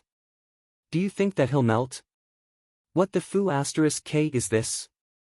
Xiao Han looked at the encircled Jun Wui. And he suddenly felt suffocated in his heart. In fact, it felt as if he was about to die. This mortal enemy, this person that he hated, this person that he dreamed of killing, this enemy that was like a toy in his heart, had now reached such a glorious moment. Even if he wanted to deal with him, his family would definitely reconsider. Even without the strict order from the city lord, his family would probably not offend the mysterious black-robed man for him. Then, what should he do? That's mine. Mine. Xiao Han's eyes were filled with madness. Suddenly, his body swayed and he spat out a mouthful of blood. He stubbornly stood there, his eyes fixed on Jun Wui. His gaze became colder and colder, crazier and crazier. Jun Wui, I don't care what backing you have, I'm going to kill you. I will kill you. Long Crane let go of Li Tingyun's crippled body, and he cried out in alarm as he fell from a height of more than 100 meters. However, Li Tingyun had fallen from a height of over 100 meters. The people below scattered in all directions with a loud bang, and created a large open space. At least 1,000 people would have rushed forward to catch Li Tingyun if he had fallen earlier. But Li Tingyun had become a hot potato now. Who would dare to catch him? Who would be willing to catch him? Bang! Li Tingyun's body fell heavily on the stone ground, and a large amount of blood splashed out. His entire body had turned into a pile of meat paste. One of his arms had been smashed, and his bones had been sent flying. Even his fingers were still attached. This miserable scene caused everyone's heart to pound wildly. Venerable May waved his sleeves, turned around, and shouted, "Everyone, remember today's conditions. I'll take my leave now, and we'll meet again someday." He didn't mention any names, and he didn't say it to anyone. But Lei Baoyu and Bu Feng knew that these words were meant for the two of them. He spoke in a solemn manner, "Venerable May, don't worry. A man's words carry enormous weight. He must accept the consequences of his defeat since he has lost. He won't go back on his words." Venerable May sneered and said, "Who would dare to go back on his words?" His threat was evident in his words. Lei Baoyu and Bu Feng looked at each other, and forced a smile. Venerable May turned his gaze back, and found that Jun Moxie's shadow had disappeared from the place where he had been standing. It seemed that this guy had slipped away like a mouse once he had eliminated the power of the world cage. She thought for a moment, and then suddenly turned around, and walked towards Jun Wui. The people who were surrounding Jun Wui saw her fluttering black robe, and avoided her as if they had seen a ghost. Jun Wui finally heaved a sigh of relief. He felt that his body was sweating. He hadn't changed his expression in the face of a mountain of swords, a forest of swords, a mountain of corpses, and a sea of blood. But he felt that he couldn't breathe in the face of a tide of flattery. He felt that dealing with these people who had looked down on him in such a short period of time was more tiring than fighting a battle. Seeing that Venerable May had come over, Jun Wui smiled and cupped his hands. "Venerable May, what brings you here today? Your nephew's bones are clear, and he is very talented."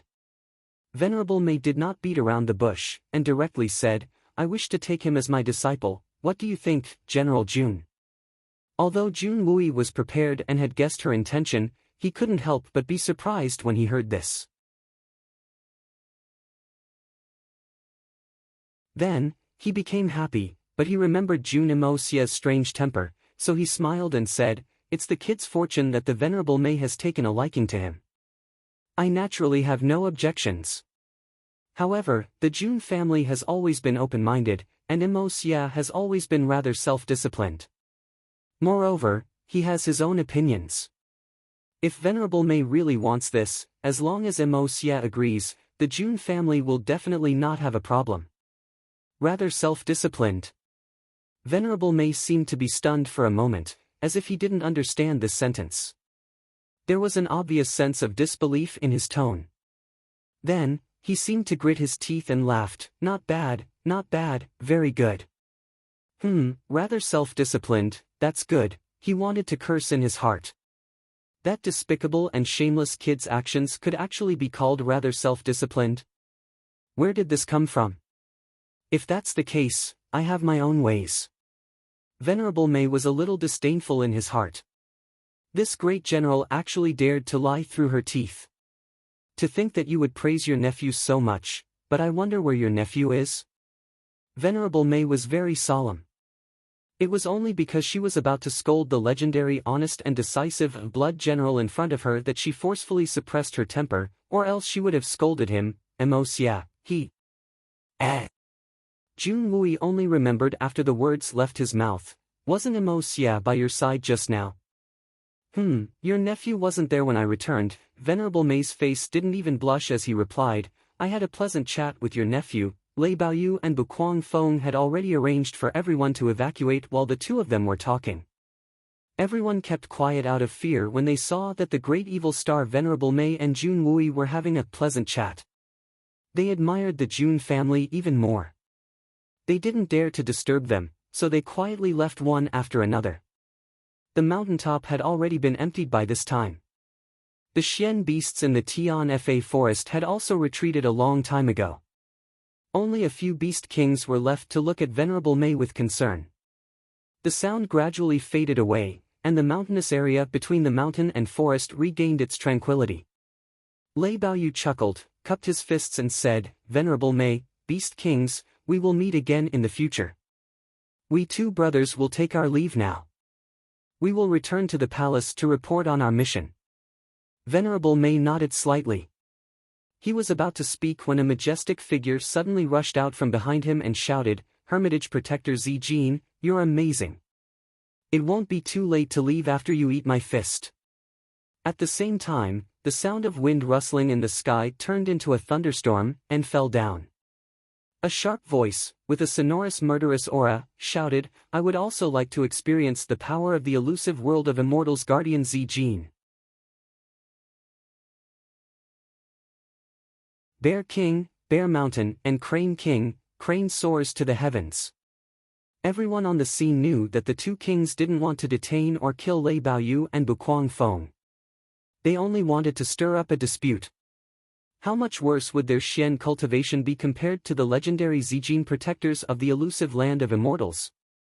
In other words, how would the strength of the subordinates of the Tianfa forest compare to that of the Hermitage protector? Lei Baoyu and Buquang Feng had the same thought after they heard Lei Baoyu's inexplicable words. So, how could they let go of this opportunity when they saw that Lei Baoyu and Buquang Feng were about to leave? A gentle and graceful silhouette appeared with a whistling sound. It was the Qian Sun Serpent Queen. Lei Baoyu and Buquang Feng looked at each other and smiled. They didn't make any moves. The purple gold treasured sword on their waists didn't seem to have moved. But two dazzling rays of light flashed. Suddenly, the sky was filled with specks of starlight. It seemed as if a rainstorm had suddenly started. Then, a strange whoosh sound was heard. It seemed as if a gale had suddenly started to blow. Sand and stones were flying everywhere. The attacks of the three beast kings were sharp. But they found it difficult to move in this rainstorm and gale. The two world-shaking swordsmen, the rainstorm and fierce wind duo. Lei Baoyu and Buquang Feng were worthy of being called the great masters of the previous generation. Their Xian skills were extremely profound. And their coordination was flawless. Moreover, their power had increased by several times. Long Crane rushed to the sky with a clear sound. He then burst into laughter and praised, "You're worthy of the rainstorm and fierce wind duo. I admire you." A whistling sound was heard from Buquang Feng's mouth.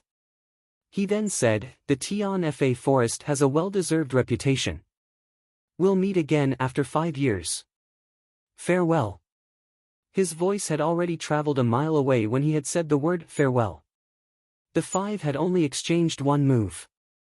Then, they had already retreated. It seemed that the five of them were fighting 2 against 3.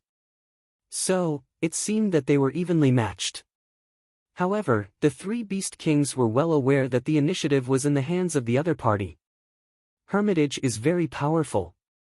The three of them were somewhat surprised. But, Venerable Mei had already anticipated the outcome of this battle. So, he didn't care about it. He frowned, and paced back and forth. He was thinking in his heart. Where did that little bastard Jun Moxie escape to? Why can't I find him with my spirit sense? What's the reason?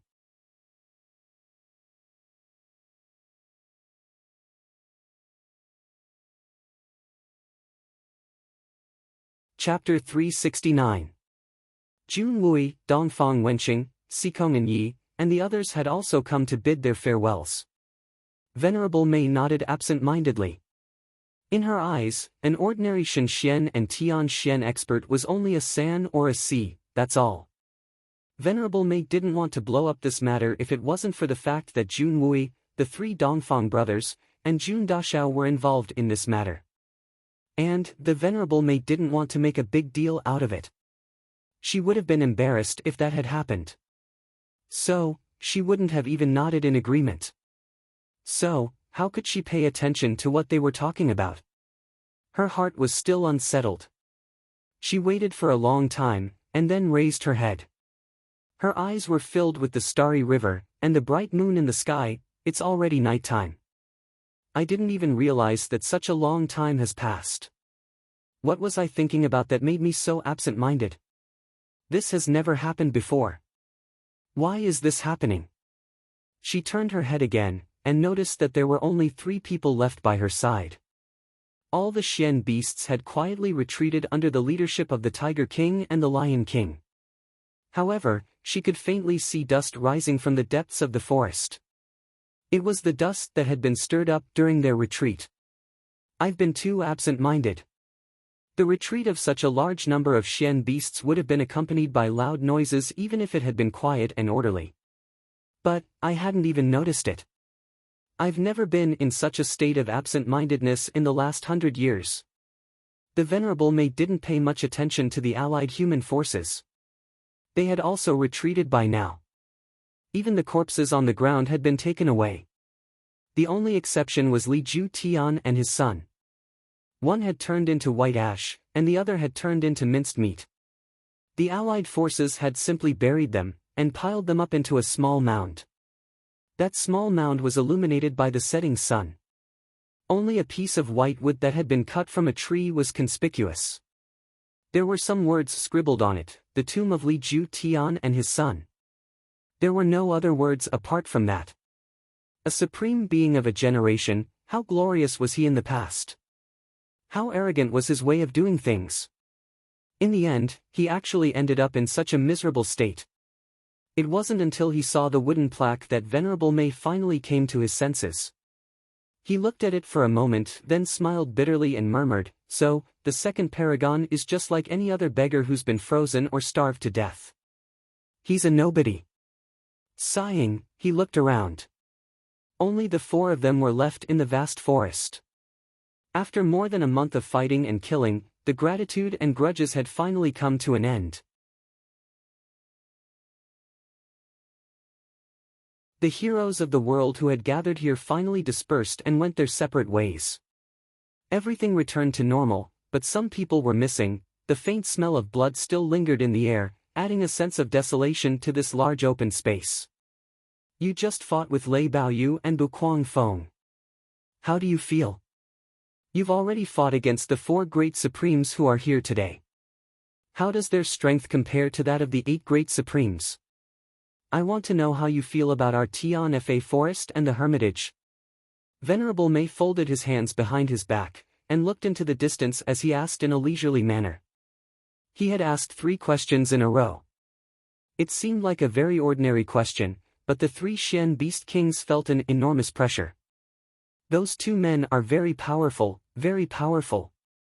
Long Crane carefully recalled the situation of the battle.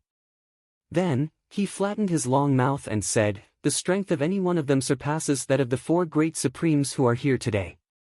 In fact, they are much stronger than the strongest of the 4 great supremes, Li Ju Tian. The 2 of them have joined hands, and their swords have combined in harmony. So, their might has multiplied. The 3 of us can't defeat them. Even if we were to fight with our bodies, we'd still lose. Moreover, this is an assessment based on the strength they've shown so far. I agree with Third Brother's opinion. Moreover, the Hermitage has revealed the tip of the iceberg in terms of Lei Baoyu and Bu Guangfeng's strength. I'm afraid that their overall strength is slightly higher than our Tianfa." Qian Sun Serpent Queen gently stroked her long hair. Her beautiful face had a dignified look on it. Slightly higher than us. That's too conservative. I don't dare to have such an extravagant hope. I think that they're not just higher than us. In fact, they're far higher than us. Venerable Mei slowly turned around, and spoke up in a bleak tone, "Your progress is too slow. I'm very disappointed." Long Crane and the other 2 Xian beast kings lowered their heads with red faces. One of the 3 holy lands is an extremely dangerous place. Tianfa Forest has declined too much in recent years. Perhaps, it will be stripped of the title of an extremely dangerous place in the near future. That kind of humiliation.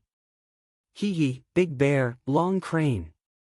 Venerable Mei sneered and said, "You 2 have already guaranteed the loss of the Tianfa's sacred fruit. So, you know what to do if there's no news of this matter after 3 years." Venerable Mei's tone had become extremely stern.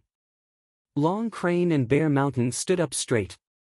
Their faces were solemn as they said, "Don't worry, Big Brother. We 2 brothers will take responsibility if something goes wrong." Venerable Mei snorted and said in a low voice, "Do you 2 think that your heads are worth a lot of money?" Everyone was left speechless. How could the heads of the two Xian beast kings be worthless? But, what would be the point of chopping off their heads if the situation were to change? In fact, they would only be wasting their strength for no reason. So, they didn't know what to say about these two. Venerable Mei raised his head, and pondered in silence. The Tian Fa is unsought, and the Xian beast kings return to their roots. Tian Fa's 10,000 years depends on one person's success or failure. What profound meaning is contained in these 4 sentences? The Tian Fa's Xian beast tide had already passed. But the Tian Fa's side was still shrouded in fog, except for the phrase "the Tian Fa is unsought." Venerable Mei had thought that the Xian beast kings would suffer great losses this time. And he had thought that the Xian beast kings would return to their roots. But it seemed that this wasn't the case. The Tian Fa's 10,000 years depends on one person's success or failure. It was even more shrouded in fog. I can't understand it. What does it mean? Boss, that brat, since you want to take him as your disciple, why don't you? Snake King asked. I naturally have other ways. Venerable Mei looked into the distance and said slowly, how can I let him escape from my palms so easily? If I don't teach him how to be a good person, wouldn't it be too easy for him? The last few words were extremely cold and gloomy. In fact, it sounded like he was gnashing his teeth in hatred. The 3 Xian beast kings had known him for many years. So, how could they understand their boss's character? They couldn't help but shiver at the same time. They looked at each other in dismay. Does boss want to take a disciple or take revenge? Why does he have such a gloomy and vengeful tone? I'm already on the verge of breaking through. Today's battle has given me an epiphany. If I want to break through the final barrier in one fell swoop, blindly practicing is not the best strategy. I must travel the world. That's the best choice. Venerable Mei smiled and said, Bear King and Crane King, the 2 of you guard the Tian Fa forest well. Don't go out for a while. Qian Sun and I will go out and have a look in the next 2 years. She sighed after she finished speaking. Venerable Mei's limpid eyes were filled with confusion and contradiction if one could see through the black cloth that covered her face. Venerable Mei's eyes were as limpid as the autumn waters. Bear Mountain and Long Crane bowed in acknowledgement. Venerable Mei stood there quietly. The curtain of night slowly fell, and the biting cold mountain wind started to blow. Venerable Mei didn't use her Xian Qi to protect her body. She just stood there on the peak of the mountain. Her black robe fluttered behind her, and outlined her curvaceous and exquisite figure. Her figure was infinitely beautiful. One could only vaguely see her silhouette from the side.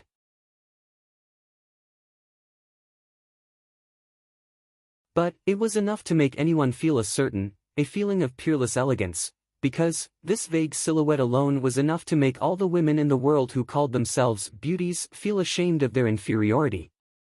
Even though she did not reveal her true appearance, just by standing in the wind, her peerless beauty and elegance had already caused the bright moon in the sky to lose its splendor. The entire sky had turned completely dark. On the peak of the mountain, a graceful and elegant figure was still standing there motionlessly, allowing her peerless elegance to sway in the night wind. A long time passed. Then, someone sighed softly, and a low voice drifted in the wind. What should I do to you?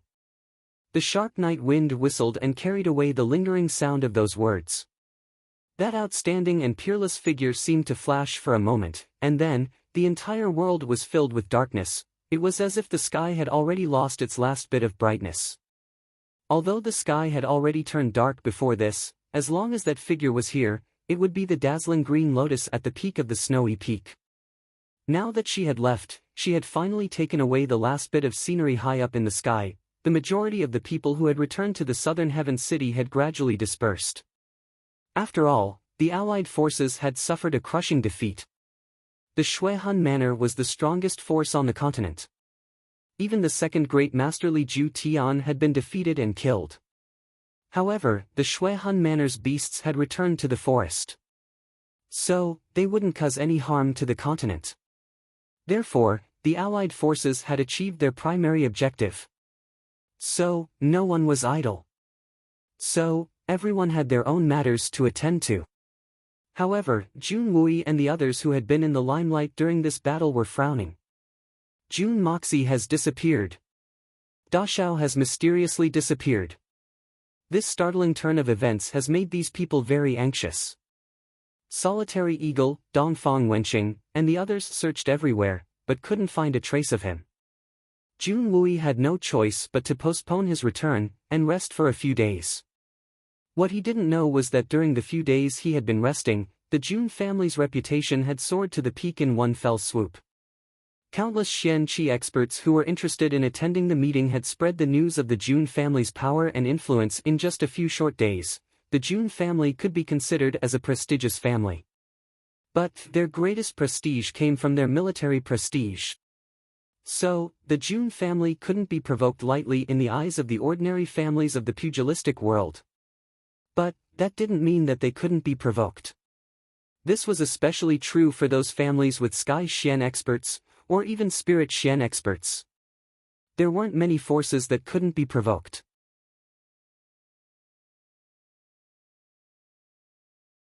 Only the Silver Blizzard City, the Shuihun Manor, and a few others.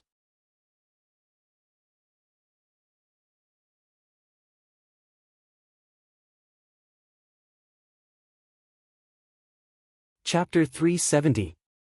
Inside the tent, Guan Qinghan supported her chin with her hand. She stared blankly at the flickering candlelight in front of her, and heaved a long sigh. Sister Guan, are you thinking of Brother Mo Xie?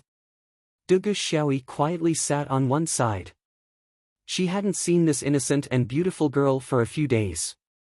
She had obviously lost some weight. Moreover, there was an inexplicable worry on her face. She was inexplicably startled after saying this sentence. Do I want Sister Guan's answer to be yes or no? Moreover, she recalled that she had called Guan Qinghan Sister Guan and Jun Moxie Brother Mo Xie. Wouldn't that make them a pair? She hastily corrected herself. Are you really thinking of Mo Xie? Guan Qinghan turned around and smiled warmly. Xiao Yi, why do you ask? What do you want my answer to be? Dugu Xiaoyi pouted and said, of course. Jun's third uncle wants you two to be a pair. If you don't think of him, who else would you think of? No one was optimistic about him in the beginning. I was the only one who chose him. Why is everyone trying to snatch him now? After saying this, she suddenly felt a heartfelt grievance in her heart. Her eyes turned red. Guan Qinghan's bright eyes flickered as she said, Sister Xiao Yi. Don't worry. But he has been gone for such a long time. It's really worrying. It's the kind of worry that a sister-in-law would have for a brother-in-law. It's really not for anything else. Dugu Xiaoyi pouted even more and said, but you're not his sister-in-law now. You're family. You're close to him. Of course, you don't need to think too much. Humph. This guy casually disappears. When he comes back, I'll make sure to. Suddenly, she rolled her eyes and thought of a brilliant idea. She immediately stopped talking and her face turned red. The more she thought about it, the more she couldn't sit still. After a moment of bashfulness, she hurriedly stood up and said, I'll go out first. I have something to do. As she spoke, she ran out as fast as she could. Guan Qinghan looked at her hurried back in confusion and finally couldn't help chuckling. After laughing, she immersed herself in her own thoughts and sighed again. She looked at the candlelight in confusion and murmured, what should I do? What should I do? I am really sinful. While everyone was worried about Jun Moxie, Jun Daxiao was also in a huge crisis. Jun Moxie had taken a risk and used the flame of primal chaos to deal with Li Ju Tian. His attack had been successful, and the results had been incredible. In fact, it had turned the second great master Li Ju Tian into ashes in one fell swoop. However, the backlash from the flame of primal chaos had left Jun Moxie to suffer a fate worse than death. Jun Moxie had killed Li Ju Tian at the time. Li Ju Tian didn't have the strength to fight back. However, Jun Moxie was well aware that his every move was being closely watched by the three strongest experts present: Venerable Mei, Lei Baoyu, and Buquang Feng. It wouldn't be difficult to kill Li Ju Tian at that time. But the difficulty lay in the fact that he would have to kill Li Ju Tian under the watchful eyes of so many people. Moreover, such a method would expose his true identity at any time. As long as his methods were not in line with his identity as a super powerhouse, the three of them would not hesitate to make a move and expose his identity. And the Jun family would face a true calamity if that happened. Moreover, there would be no way to save them. However, any effective method would have a high risk of being exposed. Therefore, Jun Moxie had decided to take the risk and use the flame of primal chaos. Jun Moxie had thrown caution to the wind in order to get rid of the Shuihan manor. Da Xiao had been prepared to bear the backlash of the flame of primal chaos. But he hadn't expected that it would come so quickly. Moreover, it would be so intense. Even his incomparably tough nerves were almost unable to bear it. Jun Moxie had always boasted that his bones were hard. He believed that no punishment could make him say anything he didn't want to say. He was confident that he could withstand any kind of torture. In fact, he would die at worst. In his previous life, when he was training to resist torture, he had endured all the punishments. Under his unyielding character, any kind of punishment was nothing more than a life experience. Therefore, Jun Moxie didn't care about any kind of physical or mental pain. Therefore, he acted as he pleased. He would do whatever he wanted. He would laugh, curse, and play around with life. Or, he would frown and be aloof. He would do whatever he wanted. Because in this world, there is no longer anything that I fear, or dread. Therefore, he was able to talk and laugh with His Majesty the Emperor even though he was a debauchee. Moreover, he dared to curse a supreme expert even though he was a Jade Xian expert. What can you do to me? Even if you can do anything to me, so what? I've endured the most extreme pain in the world. Moreover, I'm not afraid of death.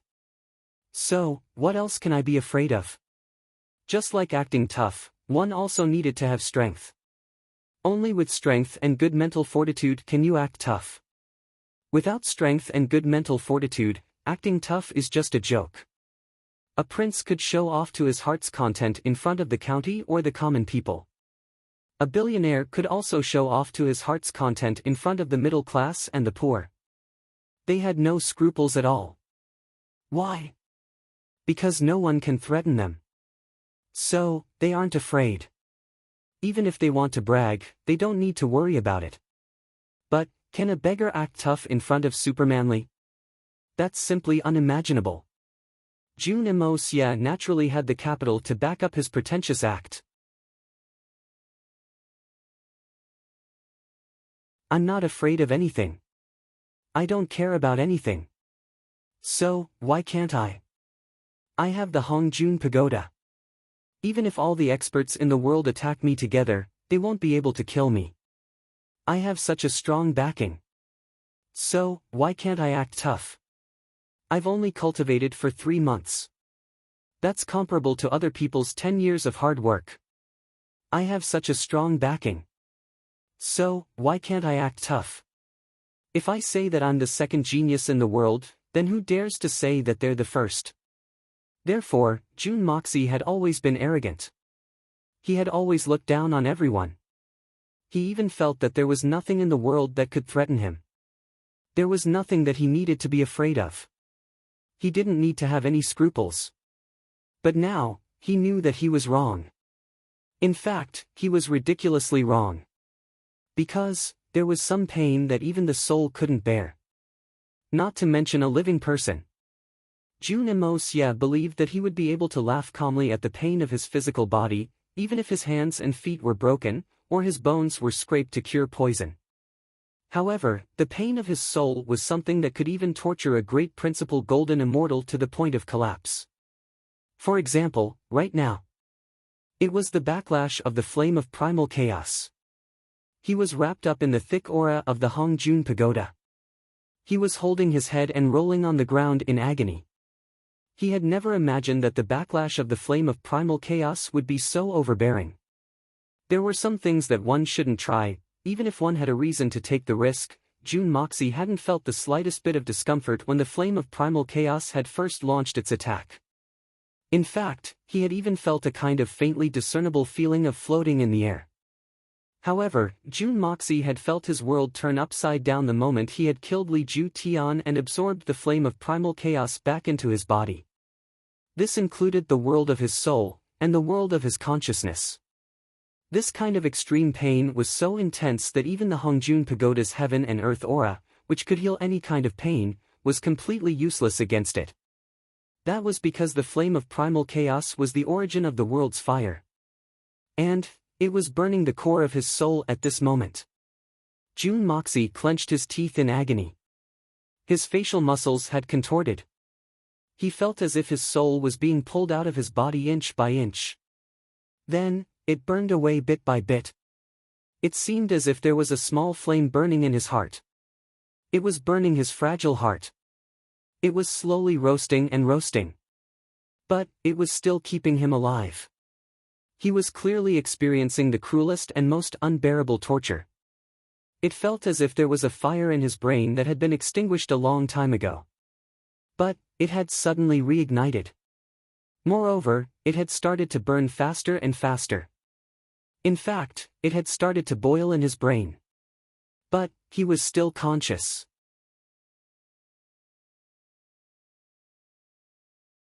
His nerves of pain had been magnified 1,000,000 times.